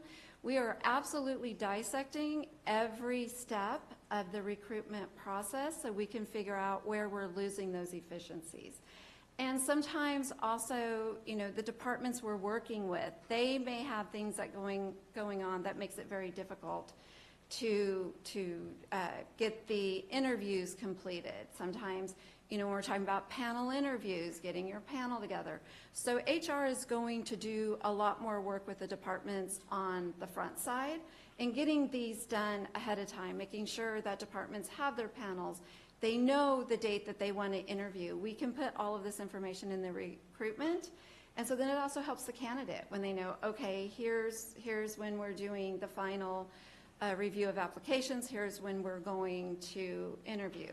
And I think that will also help, especially when they see things moving along. Our applicant tracking systems let the candidate know when their application is being moved forward.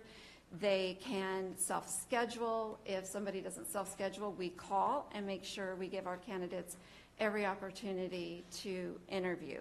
So we will be working a lot more with the departments to streamline this process. And I am hoping to target, when I'm sitting in front of you the next fiscal year, that we've got it down to about 45 days.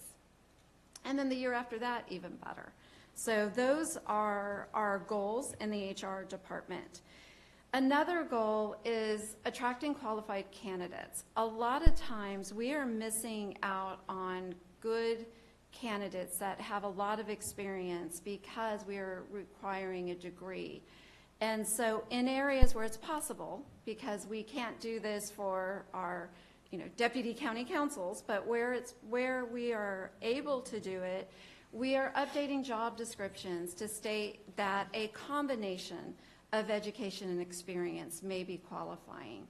And so then that way we are attracting, and we really want to be able to address the skills-based efforts. And then ideally, we will be able to get a workforce that addresses our talent shortages, and it will diversify our workforce and improve our hiring outcomes. And so those are the areas that we are also focusing on. Another issue that we have come across, and it affects both our recruitment and our retention, is our healthcare benefits. Healthcare is a growing cost. It is growing faster than a lot can keep on top of.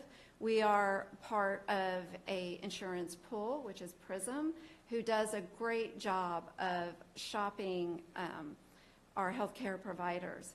Where we run into stumbling blocks is being rural. We do have a deficit of physicians in the area.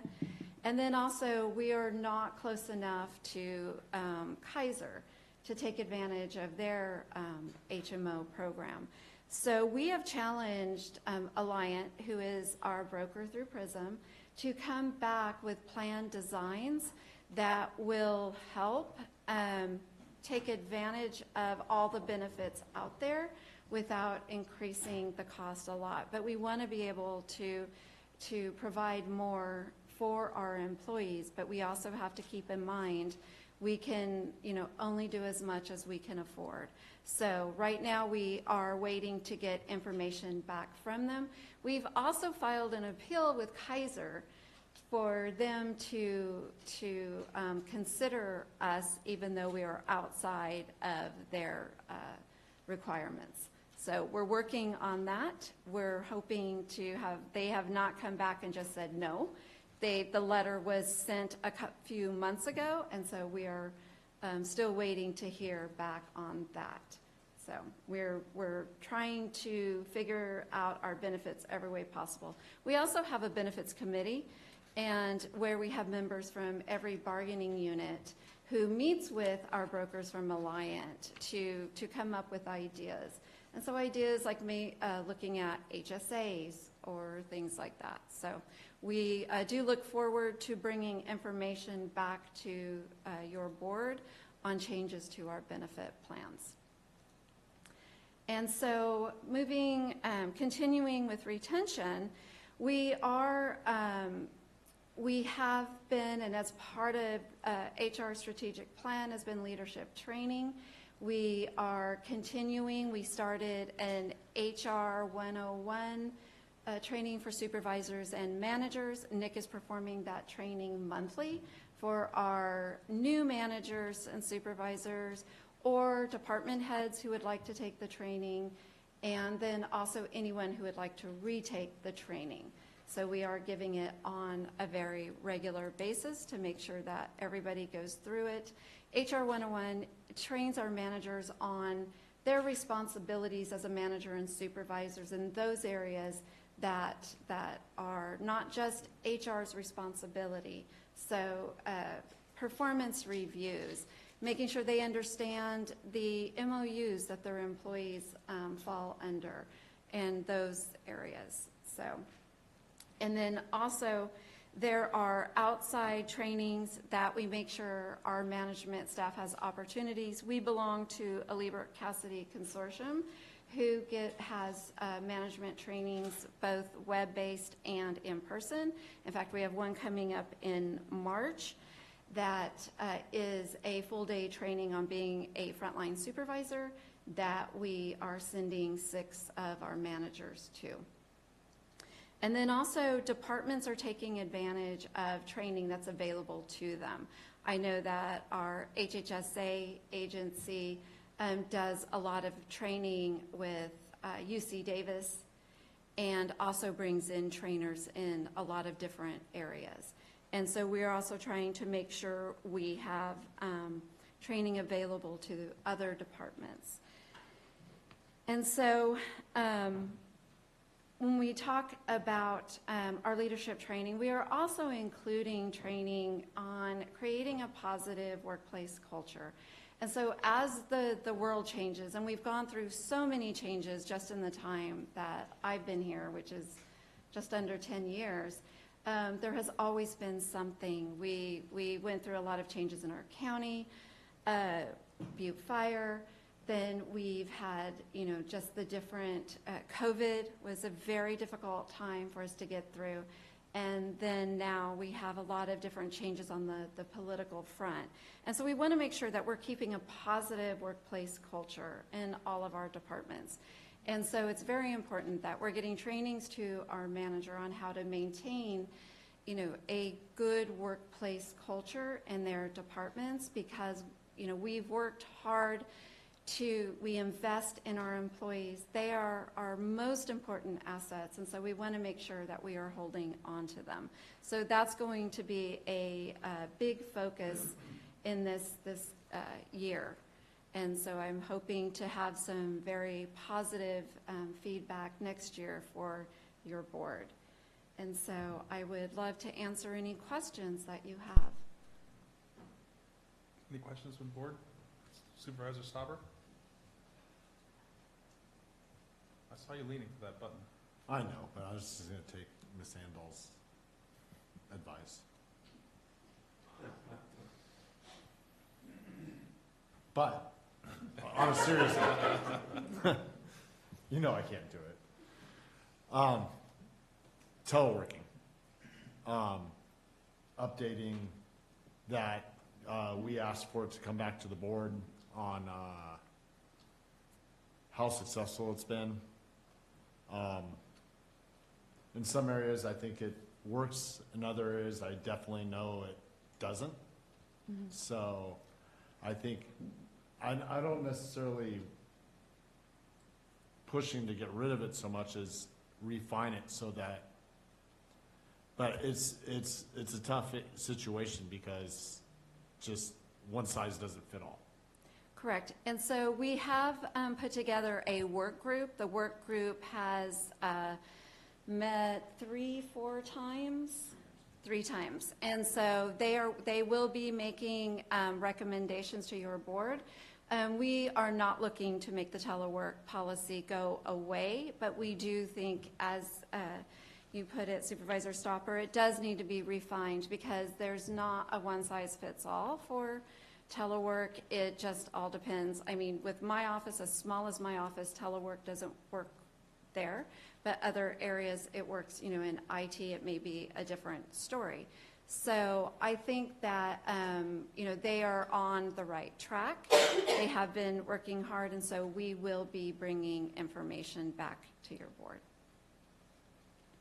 And we did give an update 6 months after. I know, but that was a blanket update, and it was all peaches and cream when you gave it. And That's what was reported back to me. So, no. And you know what? I hear you, and I'm not, it's not arguing it. It does need to be refined. Yes, And no. I would like to see it happen sooner than later, but, you know, we have plenty of stuff on our plate, so. I do think they are coming to a point, and Nick, if you want to speak to this, the work group is coming to a point where they're getting ready to make recommendations. Is that correct? Yes, we have met a few times over this. We've come up with a good plan. We're currently working on a draft of the revisions that I'm going to send back out to the group, and then we'll come back with recommendations from there. Thank you, Nick. Yes. Thank you, Judy. Seeing no other questions, is there any public comment regarding this? And I do believe SEIU wants to yes, speak Andrea. as well. Also, I do want to make sure you know that our efforts have been great in the areas of recruitment. Of the calendar year of 2024, we had 157 recruitments with 3,000 applications. So, yes. The application thing's a little bit off the Richter with everything. I mean, we get people putting in from India that don't even show up for. Yes, there is. So there is a lot of work in going through the applications to make sure we have qualified candidates, but we are doing everything we can for the outreach. Thank you. Right, Andrea. Okay. Hi, good morning. My name's Andrea Colavita-Pinkham from SEIU 1021. Forgot to introduce myself last time. I just assume everybody knows who I am. While I don't want to discount the importance of pay, I think the class and comp study did a really good job at beginning to raise that level, and then we have contract negotiations next year where we can address the rest of that. I really want to talk about the last three bullets: the time frame, the leadership, and then the positive workplace environment. The time frame is a big deal. The time frame is a really big deal, especially in the positions that require background checks. And there are positions in my bargaining unit that do require that. There has been some things we've done in some other jurisdictions that have helped remedy that. So if anybody wants to hear about those later on, I'd be happy to talk about that. The other two bullets I really want to talk about is leadership training and then the positive workplace environments. So it's great you get people in the door, right? You get them here. What do you need to do to keep them here? Lately, the biggest reason I've heard for people leaving is how they're treated at work. Okay? And while I think it's wonderful that you're teaching people, the basics of how to follow the rules, the MOU, you can't teach people basic human compassion and how to treat people with respect. And that's, I'm finding, is not happening in certain areas. When people leave disgruntled, they're the kind of people that wind up calling the newspaper and tipping them off about current things that are happening in departments. That's just what's happening. When you have an employee that loses 2 immediate family members and has another one in the hospital and their work product starts to slip, instead of taking things away from them, maybe you should refer them to EAP and ask if they're okay. You don't have to get personal with them, but just show some human compassion instead of reprimanding them for not getting their work done. Things like that. That's why people leave, because they're not treated like humans. And I can't underscore that enough. When people get picked on by the cliques, the mean girls, or the mean men, let's not discriminate here, that's why people leave. And let's work on that. Let's work on that positive workplace environment. Let's work on people getting their leaves when they need them. Let's work on those things. And I think the people you get in the door will wind up staying. And that's what we want. Thank you. Thank you. Is there any other public comment? I will close the public hearing. Oh, thank you. close the public hearing. And this is informational, correct? Yes. So thank you very much, Judy. Thank you. We'll move on now to item 14.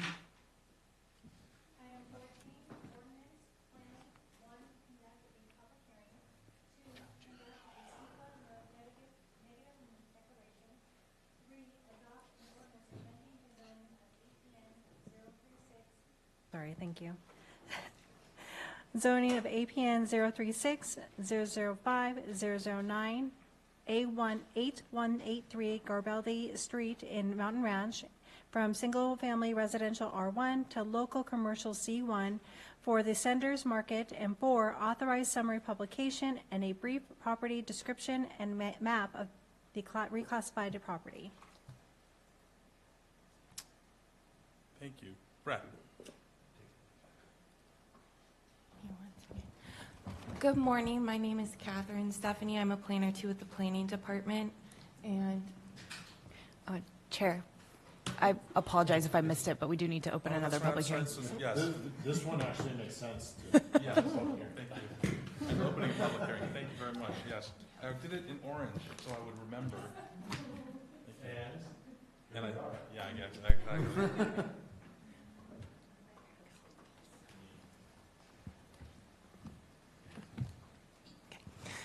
again, good morning. My name is Catherine, and I am presenting planning project number 2023-028, a zoning amendment for Senders Market.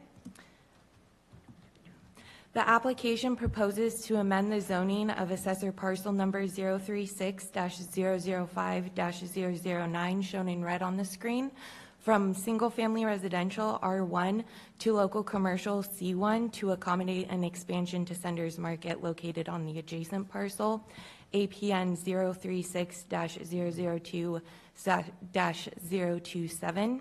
The application is being processed under the county zoning code adopted on August 15th of 2024.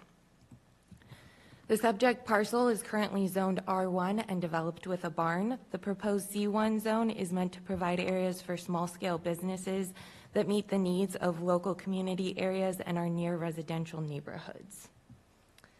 The project site is in the Mountain Ranch Community Plan area, and the proposed C1 zone is compatible with the parcel's historic center designation. Rezoning the subject parcel, which is circled in red on the screen, to C1 would be consistent with the surrounding parcels in the downtown Mountain Ranch area, which include single-family residences mixed among businesses such as the post office, Senders Market, and a gas station. No comments or concerns were received from the routing of the application or the notices of public hearing. And the applicant is requesting the zoning amendment to allow an expansion to Senders Market, again located on the adjacent parcel. The amendment would reduce the setback to 0 and facilitate a lot line adjustment allowing for the expansion. The subject parcel is developed with a barn from the early 1900s that has been used for storage for many years. The barn can't be used commercially due to building code requirements and the need for a well and septic system, but no alterations are proposed to the barn. The project is consistent with the general plan, including policies encouraging a strong economic base through the retention of business and supporting growth in existing communities. Pursuant to California Environmental Quality Act guidelines, a negative declaration was done, finding less than significant environmental impacts, and no comments were received to the public routing. At the January 23rd, 2025 Planning Commission meeting, no public comments were received, and the Commission recommended approval of the project. In conclusion, staff finds the proposed rezone to C1 consistent with the general plan and compatible with surrounding land uses and zoning. The project as proposed will not have a significant effect on the environment, and the proposed zone is consistent with current uses on the project site. Again, the Planning Commission recommended the adoption of the negative declaration and approval of the zoning amendment. This concludes my presentation. Thank you. Thank you. Do we have any board comments? Supervisor Andal. So Senders Market is the heart of Mountain Ranch. It ties us all together, and I can't say enough about the Senders family and Alan and what they have done for Mountain Ranch and continue to do, and I appreciate all of their time and efforts and positive input into the community. I think this is a great thing, the expansion and, kind of the protection of that historic barn in the process. Thank you. Supervisor Toffenelli? Yeah, I want to say the same thing more or less.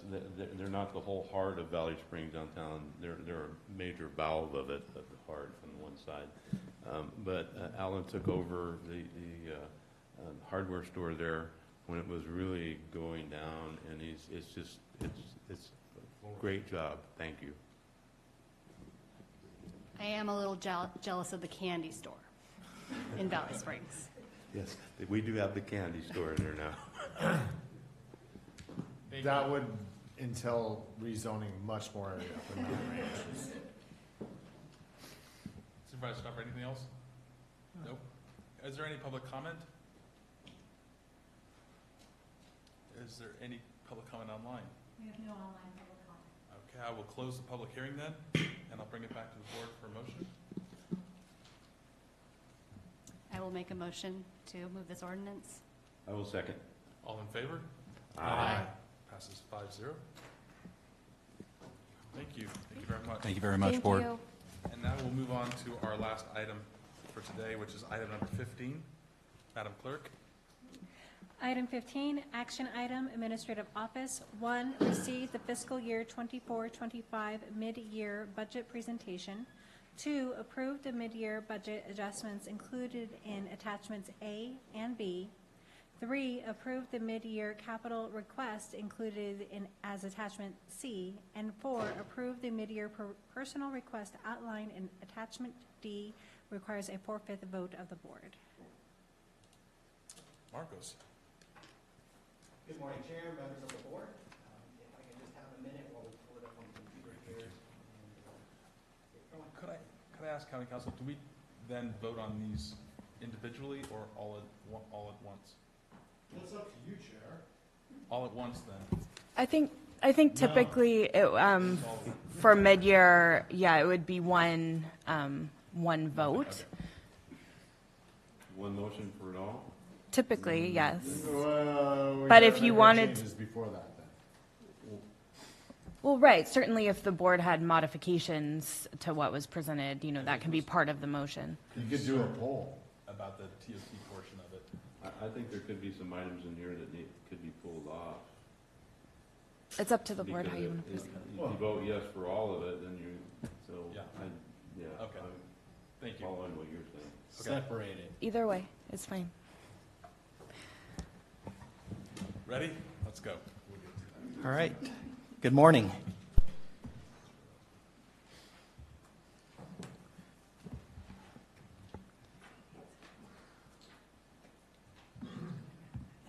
There we go. All right. So today's meeting, I have it separated into two portions. So the first portion is the mid-year report to go over the numbers related to mid-year and the adjustments related to mid-year. And this year, I am putting a little more emphasis on direction for next year's process, so fiscal year 25-26. And the reason for that is it will be much more difficult in this coming year to bring it to the same point that we were at this year. And so I want to go into a little more depth on that before getting direction from the board on how we shall proceed. So with that, we'll jump into the mid-year portion. So going back to when we adopted the budget at the end of September, our operating funds were $267 million. General fund was at $82.4 million, and revenues were at just under $72 million. We had a contingency of 1.8, and we had a general fund reserve at just under $5.6 million, which is at the policy minimum. And this is where our structural deficit was at the end of September. Again, the $82 million in expenditures. When you back out the contingencies and the transfers, we ended up with a net total of just over $74 million. When you look at that compared to our revenue of just under $72 million, we had a structural deficit of $2.272 million. And this is how we are currently looking. Right now, on the revenue side of things, our revenue is coming in relatively right where we projected it. Just turning to my notes real quick. A couple of areas I want to point out. The use of money is at 106%. That is primarily interest. We had budgeted interest to drop as we thought during the budget process that interest rates would go down. They have not, and that's why we are seeing this increase in interest compared to what we have budgeted. And then you also, if you look at the intergovernmental revenue for federal, we have only received 10% to date. Right now, we have submitted claims, but we have a lot of federal dollars out there that we haven't been paid for yet. And so we do anticipate the money to come in. We just have not received it to date. Well, probably depending if there's anybody to facilitate the money coming in. We have been pushing some claims we've had out there for several months that we are waiting for. All right. Next slide. And then the next slide is just a comparison to last year where we are at in terms of revenue.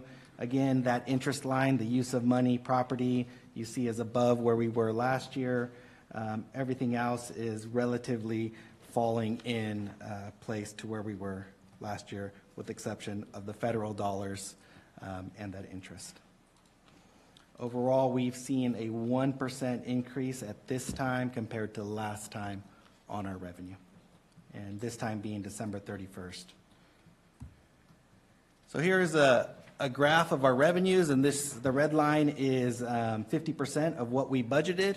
And as you can see, property tax is trending slightly higher, which is typical at this time. And then everything else is right around that red line, with Prop 172 coming in a little lower than what we budgeted.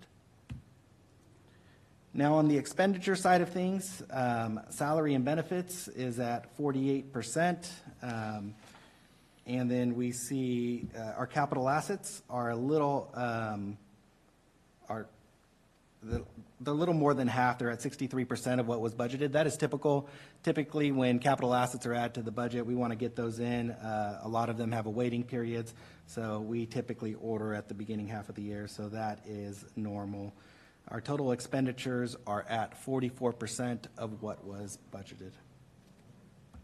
When we look at last year, our where we fall compared to where we were in 2023, there's two big areas that are different. Salaries and benefits, at this point, we are up 9.3% compared to December 31st, 2023. The reason for that is actually what Judy spoke about a few items ago, is our vacancy rate. We have seen our vacancy rate drop. We are filling positions, and therefore we are seeing a higher amount of salaries and benefits in that line. And then the operating transfers out is at 96.6% increase over last year. That is primarily due to, in this year's budget, we put $1 million towards our 27th payroll that I believe is hitting in 2027-28 as we are getting ready for that. And so we did process that transfer, which shot that line up. And so overall, with everything taken into account, we are seeing 7.3% over what we expended last year at this time. So, quick summary of the numbers. Our mid-year revenues are on target. We're at 46.4% of the budget. Again, we are missing quite a bit of federal funding in that number. Our local sales tax, our Prop 172, are slightly underperforming, and excise tax is coming in flat. Expenditures are slightly less than appropriate at 44% of budget. But we do have some that are higher compared to 24-25, such as the personnel, salaries and benefits costing. And expenditures are slightly outpacing revenues. We saw that in capital assets and the transfers being higher. And again, the vacancy rate has dropped, creating our increase year over year in the salaries and benefits line. So now getting into the requests. So fixed assets, we do not have any fixed asset request in this year's budget for mid-year. So no additional fixed asset request. And on the general fund side, we are requesting a CIP project at the airport. And I am saying general fund. Airport is an enterprise fund, but this, we are looking to repair the exterior of the administration building. And unfortunately, the airport doesn't have the fund balance to cover the repair. If we were to pay it out of the airport's budget, they would essentially wipe out their entire fund balance, and next year they would be looking for a general fund draw. So what we are requesting is a general fund draw to repair the siding on the airport. And what's going on over there is we had our facilities managers walk out, they put their hand on the side and their hand went right through the wall. So it is deteriorating and it needs to be replaced. So we are looking to do that.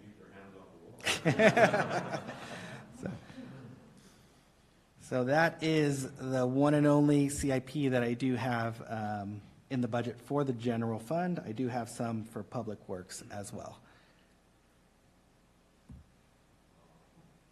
Public works, and here's the public works for the CIP requests. These are a few that were budgeted last year. Maybe they were supposed to be finished but didn't quite finish, so we had to shift appropriations to this year. So that is Mong Ranch Road, O'Byrne's Ferry guardrails. So again, the appropriations were in last year's, and we are shifting some because the project was completed in this year. And then we have the Clean California Murphy's Park lighting, matching the expenditure, so we reduced that CIP amount, as well as added in some for the Penn Gulch Art Path, which is over there by the elementary school on Pennsylvania Gulch Road. And then we have the Murphy's lighting upgrade. It was off by $458, so we're truing up those costs. And so those are the CIPs for this current year, and then we get into position changes. Confused. On the CIPs. Well, one, it doesn't have anything from District 5 when it comes to Baldwin or anything. And O'Byrne's, you're carrying the money over when... Okay, different O'Byrne's. Okay, never mind. This is separate from the SB1 money. Okay. My apologies. I'm wrong. Any other CIP questions? Supervisor Topanelli? No, I'll be quiet for right now. I mean, other than the fact that it continues to go outside of District 1 or District 5 on the CIPs that come forward here, year after year. And it just doesn't seem to be changing any here. So I'll be quiet for a moment when we get into supervisors talking. Okay. We need 4 votes for this, Gary, so I got your vote. On that note, I do have a request for District 2 I'd like to pull the board on. Mountain Ranch Park, which while Senders is the heart, the park is the soul. It has a failing septic system. It has been failing. The community club has been paying for a porta potty. They no longer can. There's no hand washing that takes place. There is softball, little league, community events that take place in the park that are looking at not happening in light of this problem. So I would like to see about the possibility of expediting this project that we already have the engineering for, we already have the permitting for, that would keep this park that is a county park operational. And Marcus, maybe you can give a little bit of the background on that. Sure. So this is the park the county owns that is on, I believe it's Whiskey Slide Road in Mountain Ranch. Right now, we were informed of the septic tank failing. We did send I don't know what they're called, a septic engineer out there, a professional out there, to look at it. They looked at it. They were able to design some plans for us. We have submitted those plans, and they have been permitting. We were intending on getting a grant to pay for the project, and so we were hoping to hear from them that that would be approved so we can move forward with the project. At this point, with everything that's happened in LA and the fires, it doesn't look like that grant will be, it doesn't look like we'll be getting that grant. So we just found that out recently, and that's why we did not request it at mid-year. We were going to bring it back at recommended, but if the board would like me to add it in at mid-year, we can definitely do that. We are anticipating the cost. The engineer's estimate was at $30,000. I would request a little bit above that in case there's any other expenditures, so about $35,000. Would the board like to address this now? Or should we wait till the end? Well, we moved on from Yeah. Right. Well, you're going to bring it back in June. So We're recommended, but correct? right, we can And- talk about it now or and- June. And I just want to say, San Andreas Park up here, a couple of years ago, had the same type of issue and water problem, water tanks. We replaced the water tanks, if you remember. And I gave $12,000 of my discretionary funds to pay for that. So it might be something you want to consider. As part of that $35,000. Discretionary funds, use. I gave 12. I'm just saying for her district, Well, we do have money in Parks and Rec too.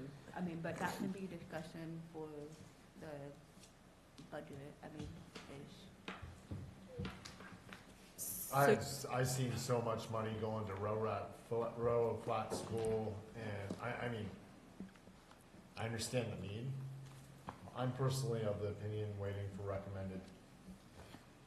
So I do have a concern about waiting for recommended because it virtually renders this park unusable, and there are a number of youth programs that happen at the park that are unlikely to happen this summer if we were not to move forward prior to recommended. Of course, it is a board decision, but just bear that in mind that this will probably affect programming at that particular park if they don't have restrooms or anywhere to wash their hands for their Little League events. can we, after you go through this, can we revisit it and look at it with what it looks like from Parks and Rec or Gary's recommendation on that? I mean, if it's gonna, spring's coming around the corner, and not, I guess I was thinking recommended we just adopt whatever that cost is, that you guys work on it going forward. But I'm not against having the conversation. I just want to get through everything else because I know that tally, that dollar sign is going to start adding up to really fast. Yeah, I'm happy to bring it back and talk about it and maybe find a way to get it done. I don't want to put the public in a position where we have an issue health-wise because of it, certainly, so. And did we look into Prop 68 or did we use all of that already on Railroad Club? So it's my understanding the Prop 68 funding that we had has been exhausted. Is that correct, Marcos? That so is we'll correct. be applying for another round of that, and this would be an ideal project for that. But again, if we're waiting for those types of funding sources or until June to start the project, it's highly likely that the park wouldn't be usable for the summer.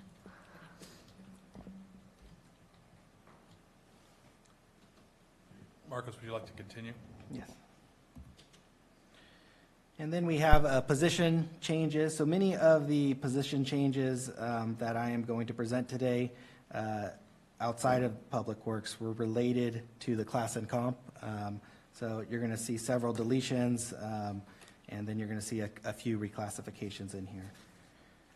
So reclassifications, this one is not related to the class and comp. This is a reclassification from a library assistant to an administrative assistant. The reason for this is when our previous librarian was here, she took on a lot of the administrative duties. And prior to leaving, she passed those duties on to a library assistant, the one that is listed here. And so now they are doing duties outside of that position, so we are trying to reclassify them into a proper position that is able to do those duties that they're doing. I have a question. Yes. On the dollars that you have here, you say total first year full cost? Yes. Is that through June 31st? That is for the full first year, so of next year. So For it's this time yeah. next year? It So it'll is. be half of that for the rest of this year, and then going into the next budget, half of these in the Cor- next budget? Correct. So 7,500 would be for the year 25, 26, the full year. All right. And then a portion for the remainder of this year. So that is the cost for that change. And then the building one was related to class and comp. And this was taking the administrative assistant and reclassing it down to the account technician. And this was based off also the duties that they are performing. And that is, so the account technician would create a savings for the department.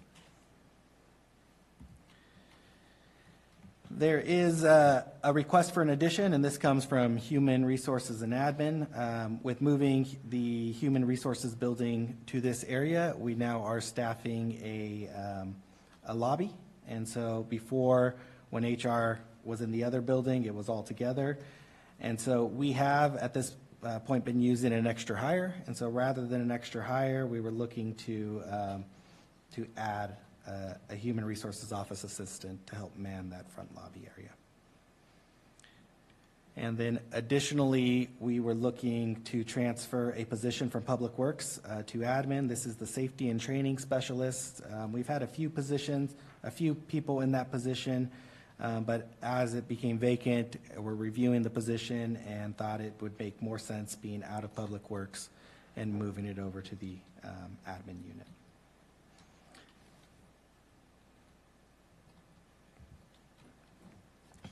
And then the deletions, we have in the building department, the fire marshal position, a supervising admin assistant, and a building inspector.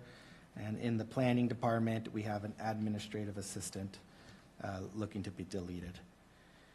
And again, we also have an admin services officer in environmental health, a technical training specialist in behavioral health, and an integrated waste management position, which is the engineering tech. I have a question. Yes. Are any of those positions that you just mentioned for deletions, are any of those filled right now, or are these non-filled positions? So there is one filled. So all of the deletions do not affect any, all the deleted positions are vacant at this moment. We do have a reclassification in the building department. This person is getting ready to retire that's filling it, so they would maintain the current title. Once they retire, the position will drop down. Okay.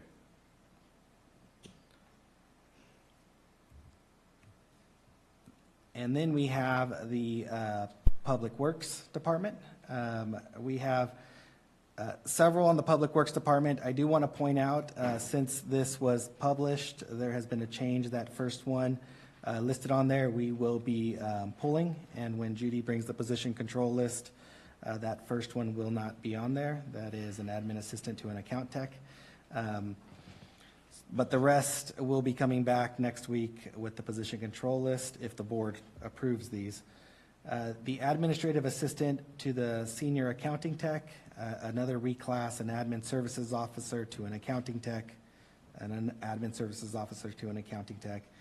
And then we have 5 public works analysts, 1 moving to a development service specialist, 3 moving to a public works project analyst, and then 1 moving to a senior public works inspector.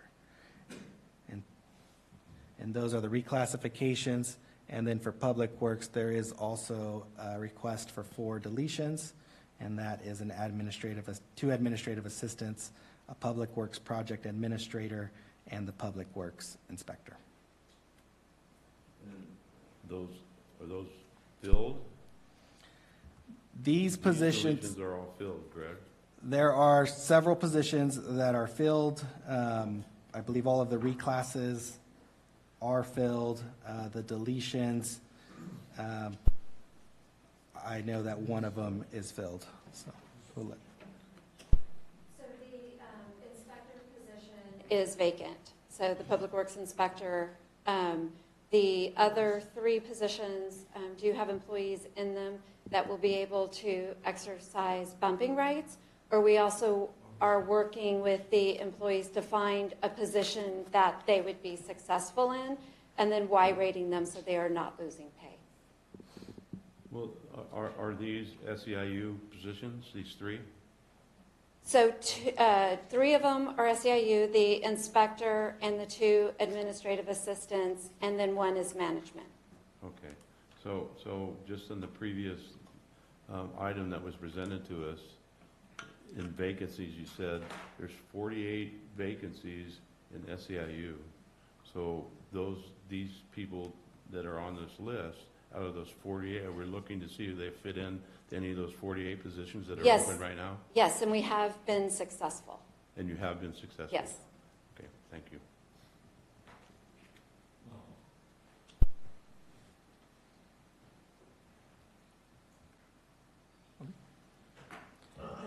And that is the personnel request.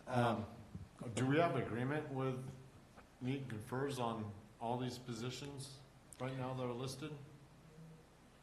We have met and conferred. I will pass it over to Judy on the agreement side. So we have had 2 meet and confers with the management unit. We do have an agreement with the management unit, and we have had 3 meet and confers with SEIU. We have been working with them, and we are hopeful that we will be on the same page when we bring this back on March 11th. So it will be coming back for finalization? So March we 11th. aren't voting on this today then? So the way that this is how we always do mid-year, the presentation comes and approval of these changes, and then the actual changes to the position control list typically come back at the subsequent meeting. Okay, gotcha. I didn't know that. I'm still not okay with it. Still want to make sure that there's reclassification. All right, so outside of those, we do have some notable adjustments, and on here, on the next 3 slides, I've listed basically any adjustment that was 10,000 or more that did not have an offsetting revenue. I wanted the board to be aware of, and so that is what is on the next 3 slides. So the total adjustments totaled $199,000, just under $200,000. So everything that we've done at mid-year, that was the total that we have to account for, so an increase of $199,000. So what did we do in mid-year? What is in here? We finalized all the class and comp final adjustments. We went through every budget. Based on the timing, it was approved. We didn't have enough time to get it in at adopted budget, so we went through here at mid-year and made sure everything was in there. We also went through unfunded liability. The way we were dispersing unfunded liability, we budgeted it as a percentage, but it was based on actual salaries in each department. And so while we may have had enough appropriations in one budget, we may not have had another one based on what actual salaries. So we had to go through each budget and make sure every budget had enough appropriation. So we took some away here, added some here to get those all corrected. Outside of that, we had a few other department-specific adjustments. In OES, we have a grant, the McKay's Fuel Break in OES.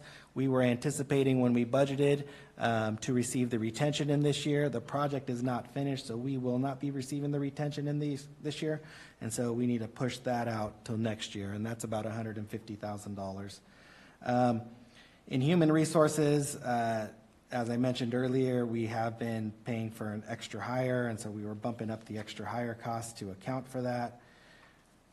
And then in IT, we have been seeing software and hardware costs increase across the board in large amounts. And so they are requesting an additional $44,000 for software and an additional $10,000 for hardware. Elections, we do have a special election in May, and so they are requesting an increase to postage and an increase to paper products.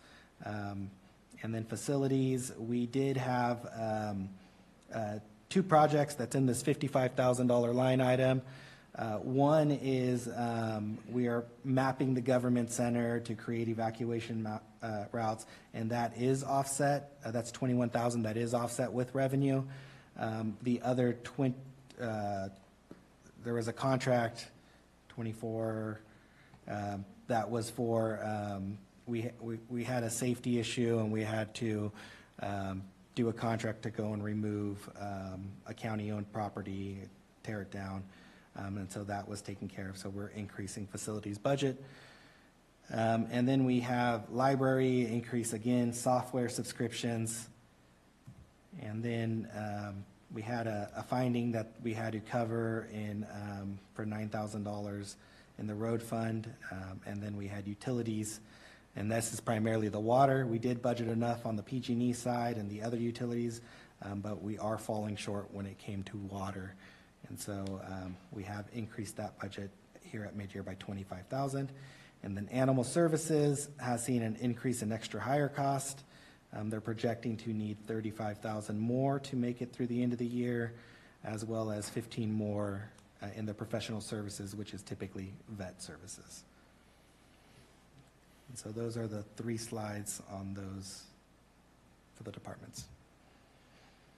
And before I get into the direction for next year, Chair, would you like me to continue with the presentation and talk about the direction, or would you like me to pause there and we can talk about what was presented? I think we should pause here. I'd like to ask the rest of the board members what they feel, but if we could pause here and address what we've heard so far, I think that's a good idea. You all right with that?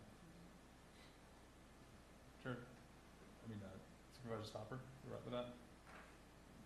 Okay. Yeah.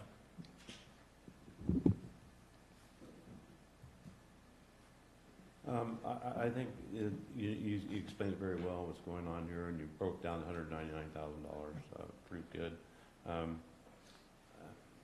Again, the only comment I have is the CIP for Public Works, and continuing going to other districts without going back at the history. Even this year, where it's supposed to be all District 1, they paved outside of District 1 into District 2, so the money that was supposed to be used in District 1, a major portion of it was used in District 2. I think that needs to be refocused and looked at what's going on, not just District 2. I'm not picking on District 2, but we need to relook at these CIPs, in my opinion, going forward to bring it back into where we have 5 district here, and they're all 5 districts are getting looked at and not just focused on certain areas in other districts. It's been a long time. Other than we did have the Valley Spring School project going on, but that was through COG. The funding went through COG. Basically, it wasn't just a CIP like we're looking at here. So I think that's my opinion on what I'm looking at here as we're moving forward.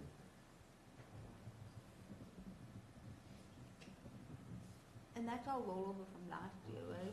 That didn't get completed. A few of them are rollover from last year. I can go back to the slide.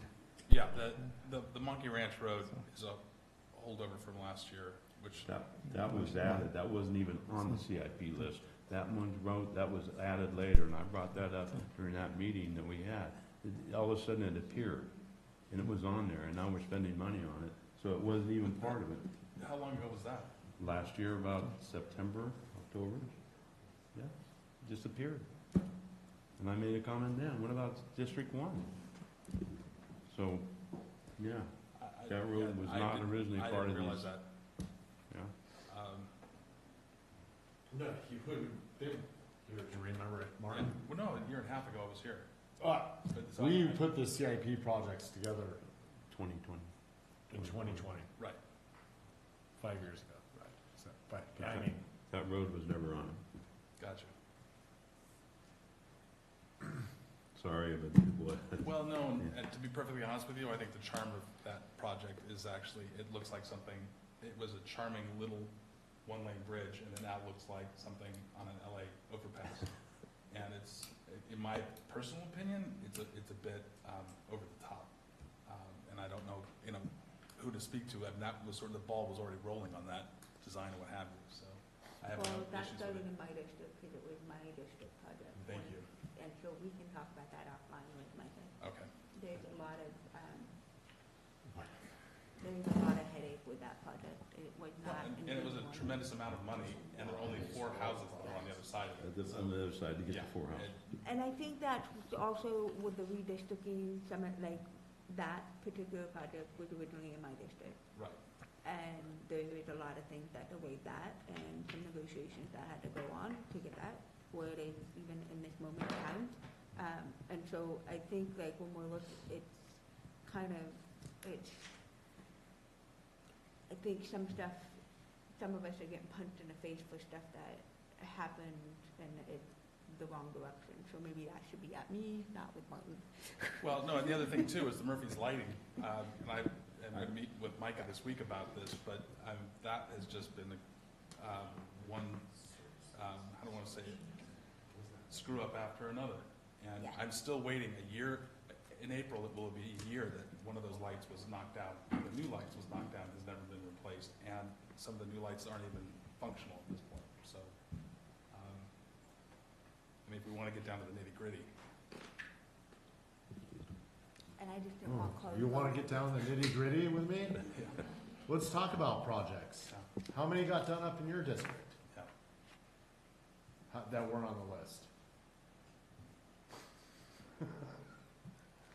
How many didn't get done that were on the list that were in my district or his district? Okay.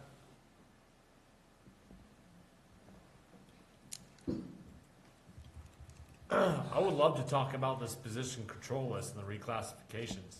I mean, can someone explain to me what a development services specialist is?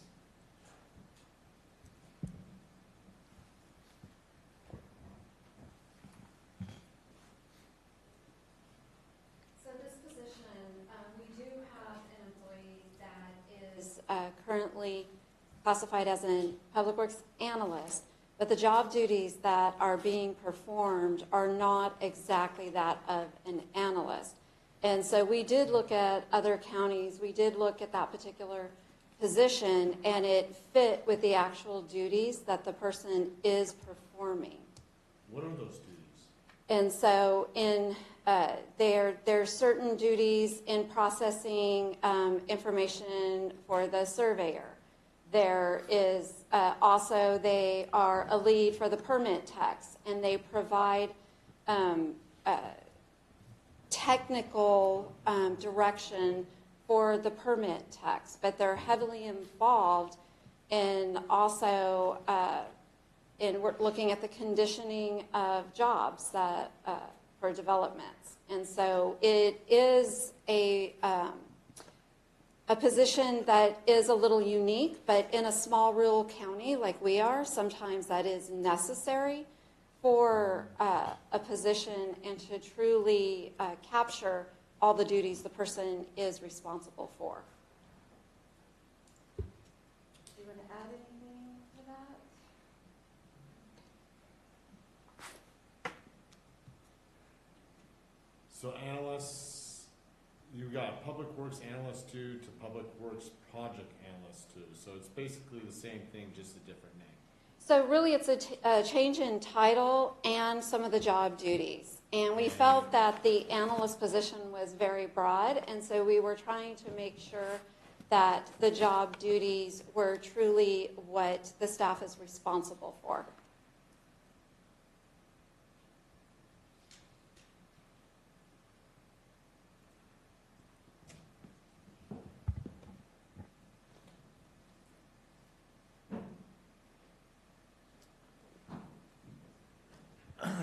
I think about the reclassifications, thinking about longer, maybe pulling out and letting it rest for a second, see if it's palatable, but that's just my opinion.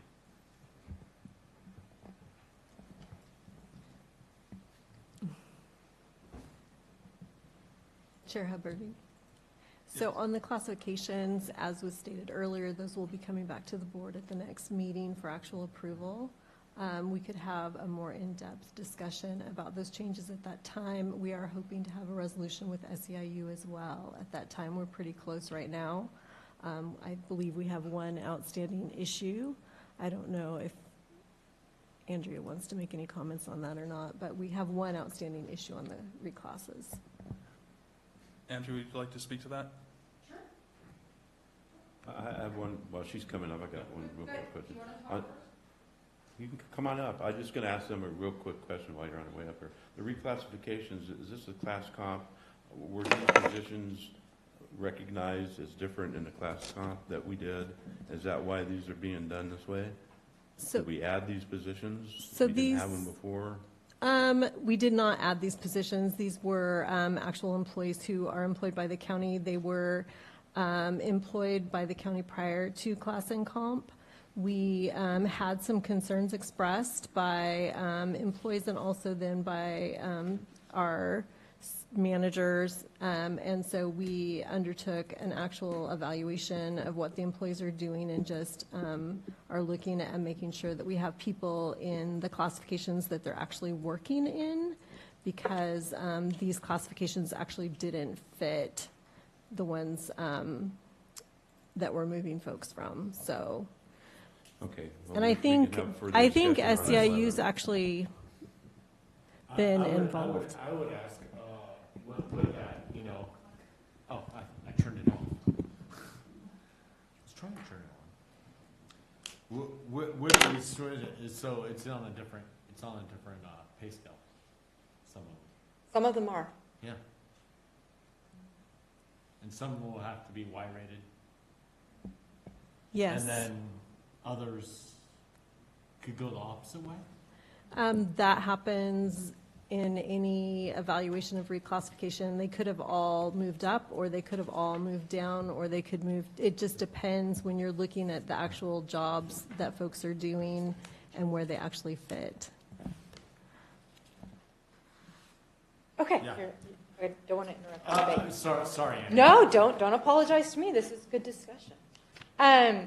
So just to address some of the things that were brought up here, we have been successful in placing one of the people, and she is very happy with the placement. We did want to address this during the class and comp. I think some of the folks that were involved did want to address this. And that's why, not to dredge up old things, but that's why we were suspect at the timing of this reorganization. But to move in a more positive note now, now that we've established that this is a meet and confer, not a meet and notify, and to go off the direction of Ms. Hitchcock, that a good compromise leaves both parties unhappy in the end, or a little bit unhappy in the end, not completely unhappy. We've been working really hard on our end to come to an agreement. And it was yesterday afternoon, but we sent over a counter proposal that shows significant movement on our part. And we're hoping that administration, the department, and HR recognize that, and that we're able to come to an agreement. Okay, so that's where we are. I believe there is one significant, one outstanding issue. Ms. Hitchcock is correct in that. And with that one issue, hopefully we can come to an agreement. But it does show significant movement on our part, and it's our belief that it's kind of time for the county to kind of meet us in the middle now, because we believe we've done our part. So my issue with this is if there's one outstanding issue and we give the go-ahead to bring it back, it's going to be pretty much in print when it comes back. I'm going to be honest with you, and I've been here for many years. I don't completely understand, and I know everybody says this is how you guys do it, but I don't understand how it works with the list here and then come back in 2 weeks with the position control. I know that this is how you guys do it, but I haven't been able to wrap my head around it. I know everybody says it's okay, it comes back in 2 weeks on the 11th, that it's okay, but I don't understand it. I'm just being very honest. So the idea behind this is for the board to have a public hearing so that you can hear kind of what the proposed changes are and then make recommendations or express concerns. Also, as we mentioned, we are not completely through the meet and confer process at this time. So I believe Mr. Munoz mentioned that one of the positions, the first one on the list, is not correct as it's listed here because we did have some changes through our negotiations with the SEIU that have changed that. And so hopefully when we bring it back on the 11th, we'll all be in agreement and that will be the final proposal. So do we have to do anything today then? You're not approving it. I can attempt to explain it in a Thank way you. that maybe might make more sense for people. This item today is about budget adjustments. It's about dollars, which is why it requires a 4/5 vote because it is adjustment to the budget outside of the formal budget process. Then what comes back, so hypothetically, if the board did decide to take the item as presented today would be greenlighting the budgetary changes, the dollars and cents that would be necessary to effectuate the subsequent personnel changes, which are not actually before the board today. So if the board if it was the board's decision to punt, for lack of a better word, on the budget adjustments associated with position changes today, I think, and Marcos, correct me if you disagree, I think the board could do that. When those then do come forward, they will require a 4/5. It seems to make the most amount of sense to wait until. I think that's, that's up to the board. It's just, and again, That's the way I'm going with it, and I do want it to be a 4/5 vote, because I think that the whole board should have their eyes on this and be very right. aware of how we're proceeding and everything. So all of Not that all of the ideas are not either needed, but I think there may be some good refinement in the meet and confer moving up to that point. May I ask a question? Wouldn't some of the changes affect the budget then? If our meet and confer changes, it would affect the budget. That's my question. So to be clear, and all, budget changes of this nature outside of the budget process will require a 4/5. The changes to the position control list do not require a 4/5. The budgetary changes do. But the budgetary changes, yes, I hear it. Thank you for indulging me. Thank you, Andrea. Yes. Yeah. Thank you, Andrew. I'm just of the position on this one thing that I would love for it to come back with it finalized and then with a 4/5 vote so that we all understand fully. Could we go ahead and just vote on that now to push it to next meeting if the other supervisors would entertain that? Chair, can I ask a clarifying Sure. question? Are you referring to just the Public Works reclassification, or are you referring to all of the personnel changes? Just the the public works reclassifications. Okay. That's what I was asking for. Yeah. So I think that, Marcos, if this makes sense to you, if and when the board makes a motion on this item, it can be stipulated that budgetary changes associated with those reclassifications are not being voted on today, and will come back at a subsequent meeting. Also, the deletions. That's all part of giving you monetary. So not just the reclassifications. I thought that was more. Reclassification and deletions. Of just public works. Just the public works ones. Yeah. Would somebody like to make that motion? It will be I don't- included in the motion at the end. Yeah, I don't know You wanna do that? Okay. Yeah, I think that can just be We'll write clarifying that part down. of. Okay, thank you. Thank you. And then I have one more question. There was discussion on the park on Mountain Ranch. It was mentioned, let's talk about that a little bit later. Did we want to discuss that now, or wait till we look at direction for next year? You're saying you got a quote for 30,000, but you think you should put 35,000 toward it, just in case we have some issues? So we received an engineer's estimate at $30,000. That is not the actual quote to do the work, that's just an engineer's estimate, so I did want to give it. So you haven't got a bid for it yet? We haven't received a bid. Typical, just with the engineer and the engineering and the cost on it, 30,000 is the minimums.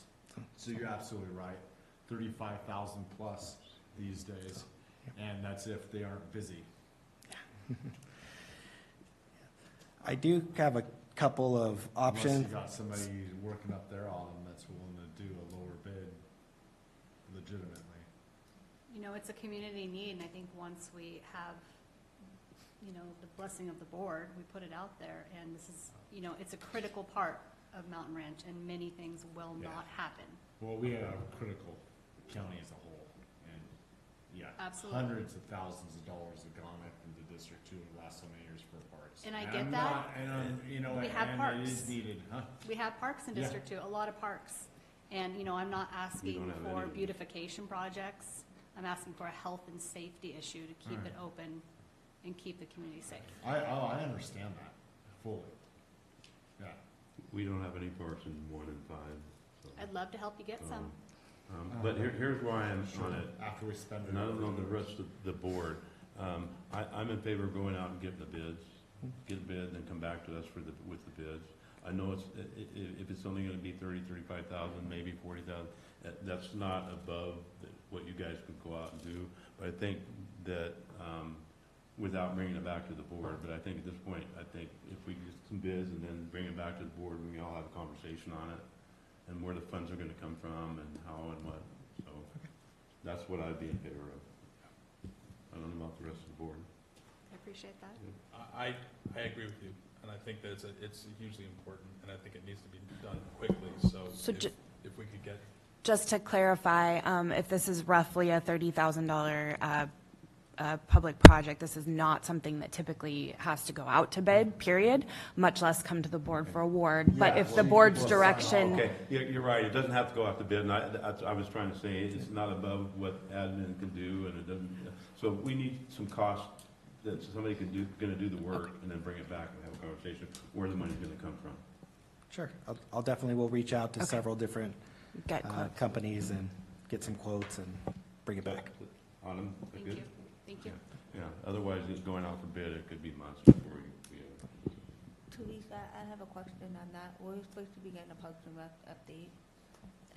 Is that gonna be also including CIP projects for existing parks in the county that we are responsible for? Because we can't keep continuing to do the one-offs, and Ben's right, like, So Supervisor Follendorf, yes, we are bringing back the Parks Master Plan on March 11th. Part of the plan does propose improvements for each of the county-owned parks within the master plan, so that will be coming to your board. yeah, I just wanna make sure that we're doing this. I get there's a safety and health issue, but, you know, We Got have to other- be informed of this committee and. yeah, and so I feel, and, you know, once again, where's our Parks and Rec Commission? I think I stated my point to staff already about this, and these are the things that should have been on their working list. I mean, we shouldn't be having to come and get hit in the face out of right field that now we've got all these funds. Like, there's just things that should have been dealt with at that level and then brought as part of it. I mean, I'm not trying to, Marcus, I know you're trying to piece all of this together to make us all happy, but I think it just goes back to what I keep bugging you and Teresa about, like, where are we at with some of this stuff? So that plan will be coming back.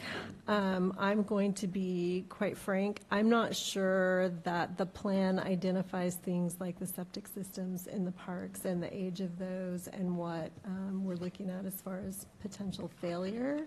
So that may be something that we would want to have our facilities folks take a look at when those systems were put in and what that looks like and when we might expect to have to replace some of those things. Let's open the can of worms. Send them up to Railroad Flat Elementary School. I know, that's why. We could spend another $500 million up there. So, but that's why I'm trying to group it back, like, we can have that as long as it's coming here in the near future, and then we can dive into all that fun stuff then. But yes, I am open to what Gary is saying, just because there's an immediate need, it's related to safety and health. But going forward, I think we need to stay on track of why we did what we did, because we are all very invested in this and have, especially in these other districts that want and need things. So, that's, get off. Back to you, Marcos.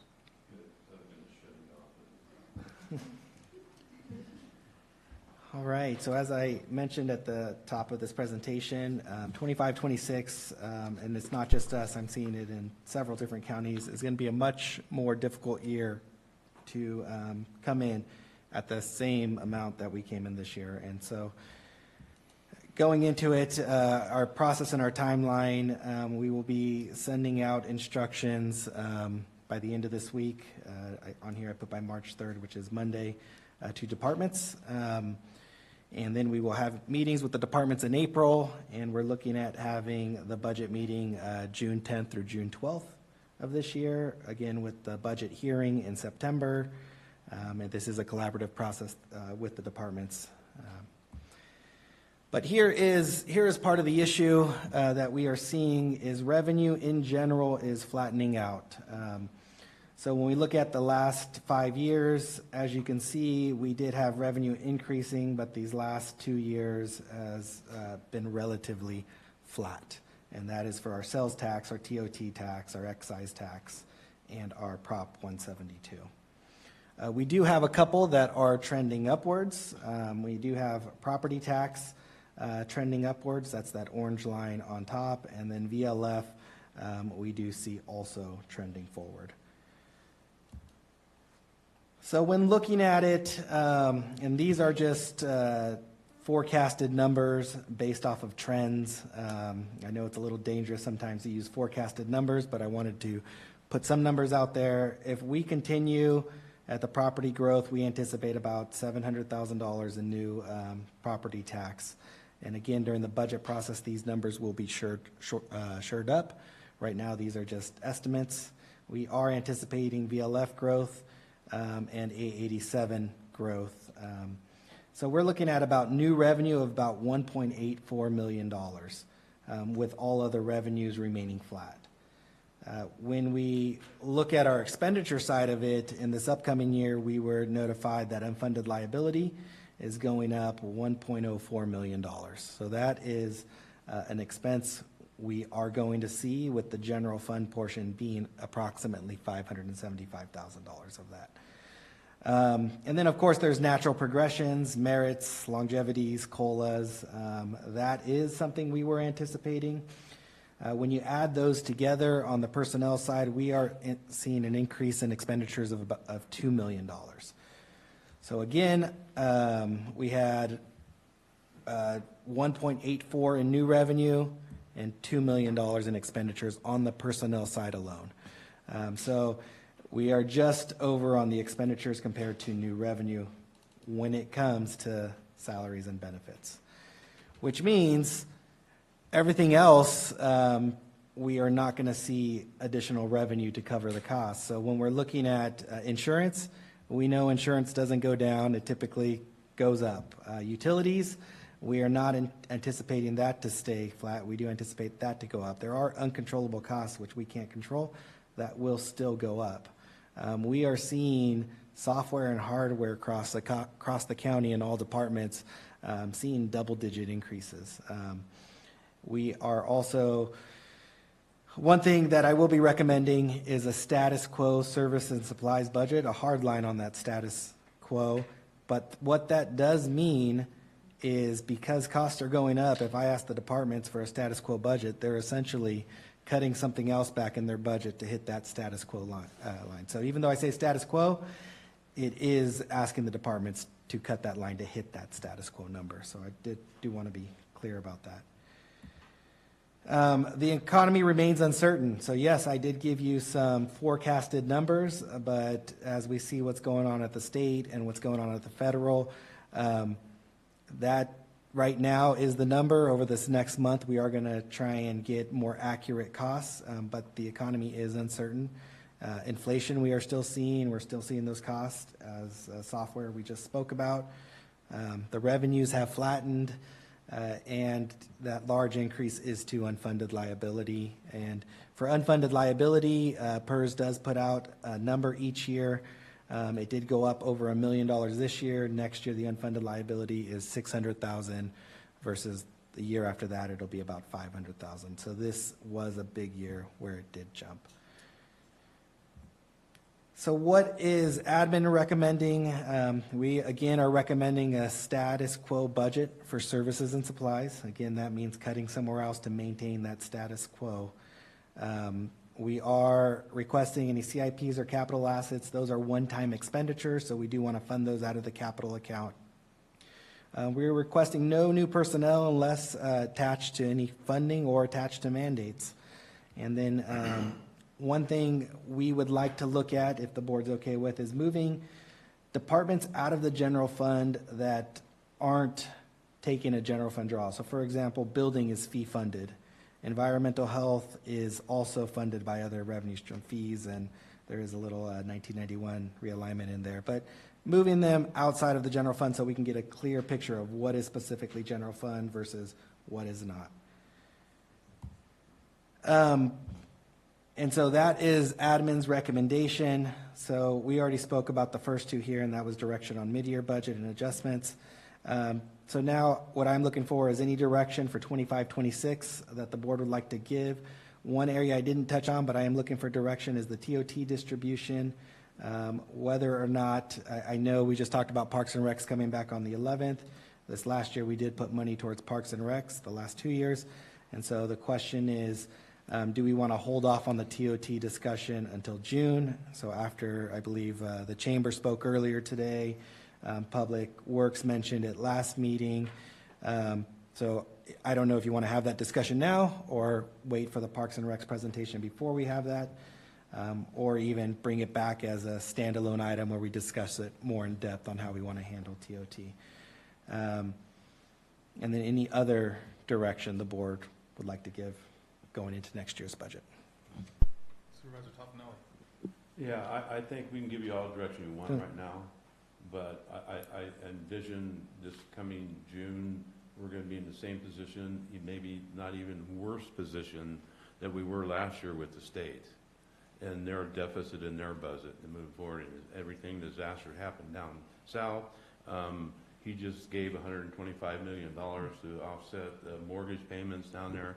You don't know what's going to be happening, and if they have a deficit that they had to cover from this year, carry to next year, I think we're not going to know anything until, like we did last year. We won't know until November. Yeah, until September at least, mid-September. So we can give you all the direction you want, but it may not mean anything, at least until we get to that point and see what's going to be forecasted. We'll have somewhat of a forecast, hopefully sometime in mid-June, for what the state's going to do with their budget. And although it was complete opposite of what happened last year, we were still in the dilemma on what's going to happen. And so I envision that happening again this year. Yeah, and plus they're putting more money towards fighting the federal. Yeah, and then you don't know what the federal's going to do to the state. I mean, I think it's all, I don't even know if we're going to be status quo. So with that said, I think the direction we're looking for is that with all of this uncertainty that we're all very cognizant of, is that I believe my office would like direction to go into the next year's budget very conservatively. If it's a better picture than we believe it's going to be, we could always add things, but we would like permission to be fairly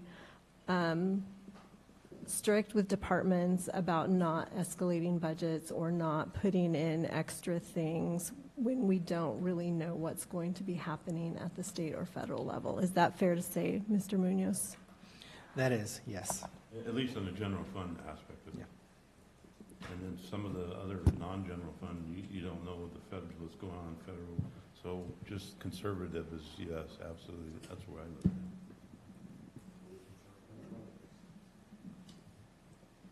I was just gonna echo the federal, we've got, I think, 2 weeks until we even know where the feds are gonna be, and they are using that as leverage right now to cut services. So I don't think it's just now the current service. No, it'll be current service, and whether that'll hit next fiscal year or if it will hit this year. And so I think I've talked to staff about concerns on what that looks like, and what the county will be left holding the bag if the state doesn't cover it. And I don't mean just as the state of California, I mean nationwide, each state, like what are they going to be having to come up with to support not just counties but local cities with some of those. And so I think I would be being very, very conservative, because there's a lot of questions coming out, and it's scary. Yeah, and I'll tell you, Teresa, I think you were around back in, not here, but in government back in 2009, 2010, when we had the recession, and people don't understand, a lot of people in the room here do, but public out there didn't see it, is that when you pay your property taxes, all that money goes to the state, and then the state brings it back to us. We usually get about 17%. Back then, I think we got 12% one time. We got 13% one time. So and we have to deal with it. We're the bottom, like you were saying.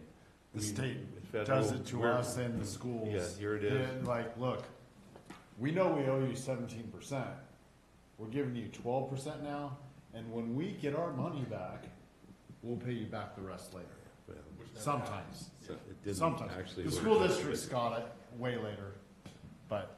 But that's it's very possible we could be looking at something like that again. I'm just being totally conservative here, because living through some of that, yeah, so. Does that give you enough direction if we just say, keep it very, very conservative? Yeah. And I Conservative. think the TOT deserves another discussion, maybe after Parks and Rec presents. Perfect. So would you like TOT just brought back in June, or would you like it a standalone item before then, after Parks and Recs? It's up to the board. I can't actually be in that discussion, so it's really up to the four of you. Well, if you're gonna stand alone, let's make it a standalone. That way you aren't in and out on Thank you. the whole discussion.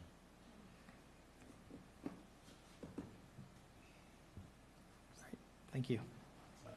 That was just my opinion. If anybody else agrees with it. Supervisor No, Fondo? I support that. I was actually just gonna say thank you, Marcus, for all your hard work. I know this has not been easy for you and your staff, so thank you. And the department Denise and heads. you and everyone else that Yes. comes into this, I mean, it's a county-wide effort, so it's awesome that you're able to organize it. Along with Ms. Hitchcock, I guess. Thank you, Marcus. Thank you, Denise. Thank you, Teresa. So we're looking for a motion. Jamie's a part of it, I guess. So, should we pull out the Public Works reclassifications and deletions first? I'll make the motion. I'll make the motion. That's how, right?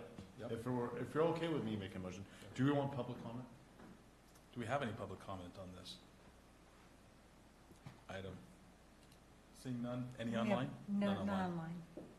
So, we have a motion. I would like to make a motion to approve the mid-year budget changes minus the public works reclassifications and deletions at this time to be brought back forward with, in the next meeting, and with a little more clarity on what those are, and the meet and confers hopefully behind us at that time.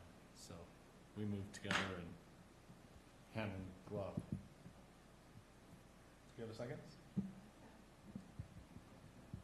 A second. Supervisor Follendorf seconded. All in favor? Aye. 5-0.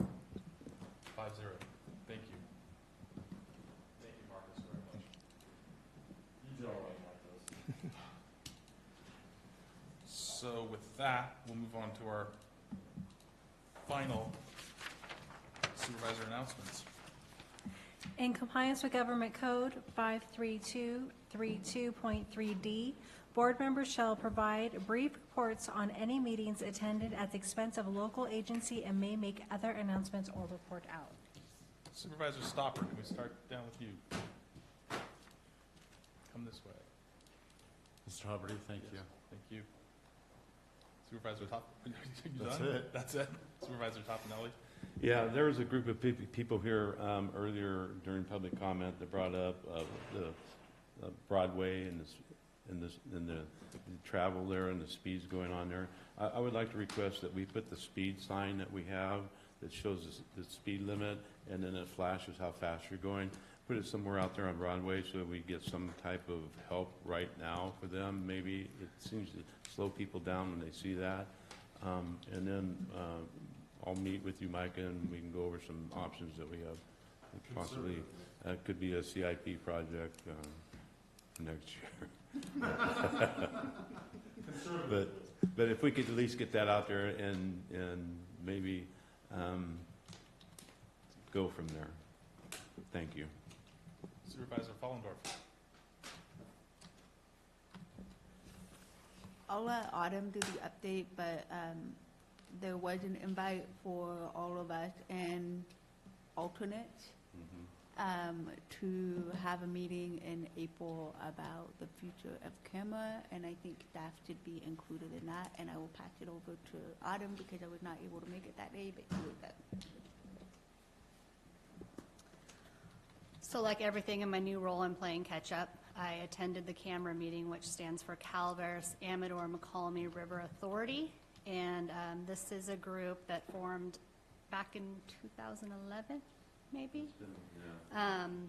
And it hasn't been as active as it should. And so we kind of need to all get in one room and decide what the strategic plan really is, what the goals are. And we're looking at organizing this group or dissolving the group. So it's going to be an all hands on deck, and hopefully you two can be there to bring some light into the history of it. I can be there. I'll remind you. I also attended the CSAC Institute for New Supervisors. This was 2 days in Sacramento. It was a great resource to my freshman class of supervisors. We learned a lot about what's available to us, what they're doing for us at the state level and at the federal level, and making sure that we as newbies are dotting our I's and crossing our T's. I wanted just to mention 2 events in District 2 that highlight the community spirit that makes a lot happen. We recently just had a fundraiser in McCallamy Hillford Elementary School, and we raised $16,000 to fully send every 5th and 6th grader to science camp. And that was completely community-driven. That was Saturday. And then on Sunday, we had a seed exchange in Mountain Ranch. This is a really neat event that happens every year. Community donates garden seeds. They have speakers about gardening, farming, making food. It's a really neat event that people learn a lot. Susan was there recording it, so you can catch it on PATV. And I'm very proud of that community group. Thank you. Thanks, Supervisor. I, on the 20th, attended the luncheon at the Murphy's Senior Center and gave a little speech, and then followed that with a meeting with the Calaveras Fire Safe Council. And just wanted to let everybody know that the Sierra Nevada Conservancy is bringing their board meeting to Ironstone on the 5th and 6th, and the general public is invited to take a tour of all the fuel breaks that they've done in the Upper Highway 4 corridor, and then there will be a meeting on the 6th. Their general board meeting will be at Ironstone as well. And do we have anything else to report? Madam Hitchcock, County Council, Stacy? Do we want to share about the Rosita Riveter? Yeah, would you mind saying what that is? So the Senator's office has reached out and is looking to recognize those that were part of the Rosita Riveter during World War II, and there's going to be a resolution to recognize these women that were a part of the program.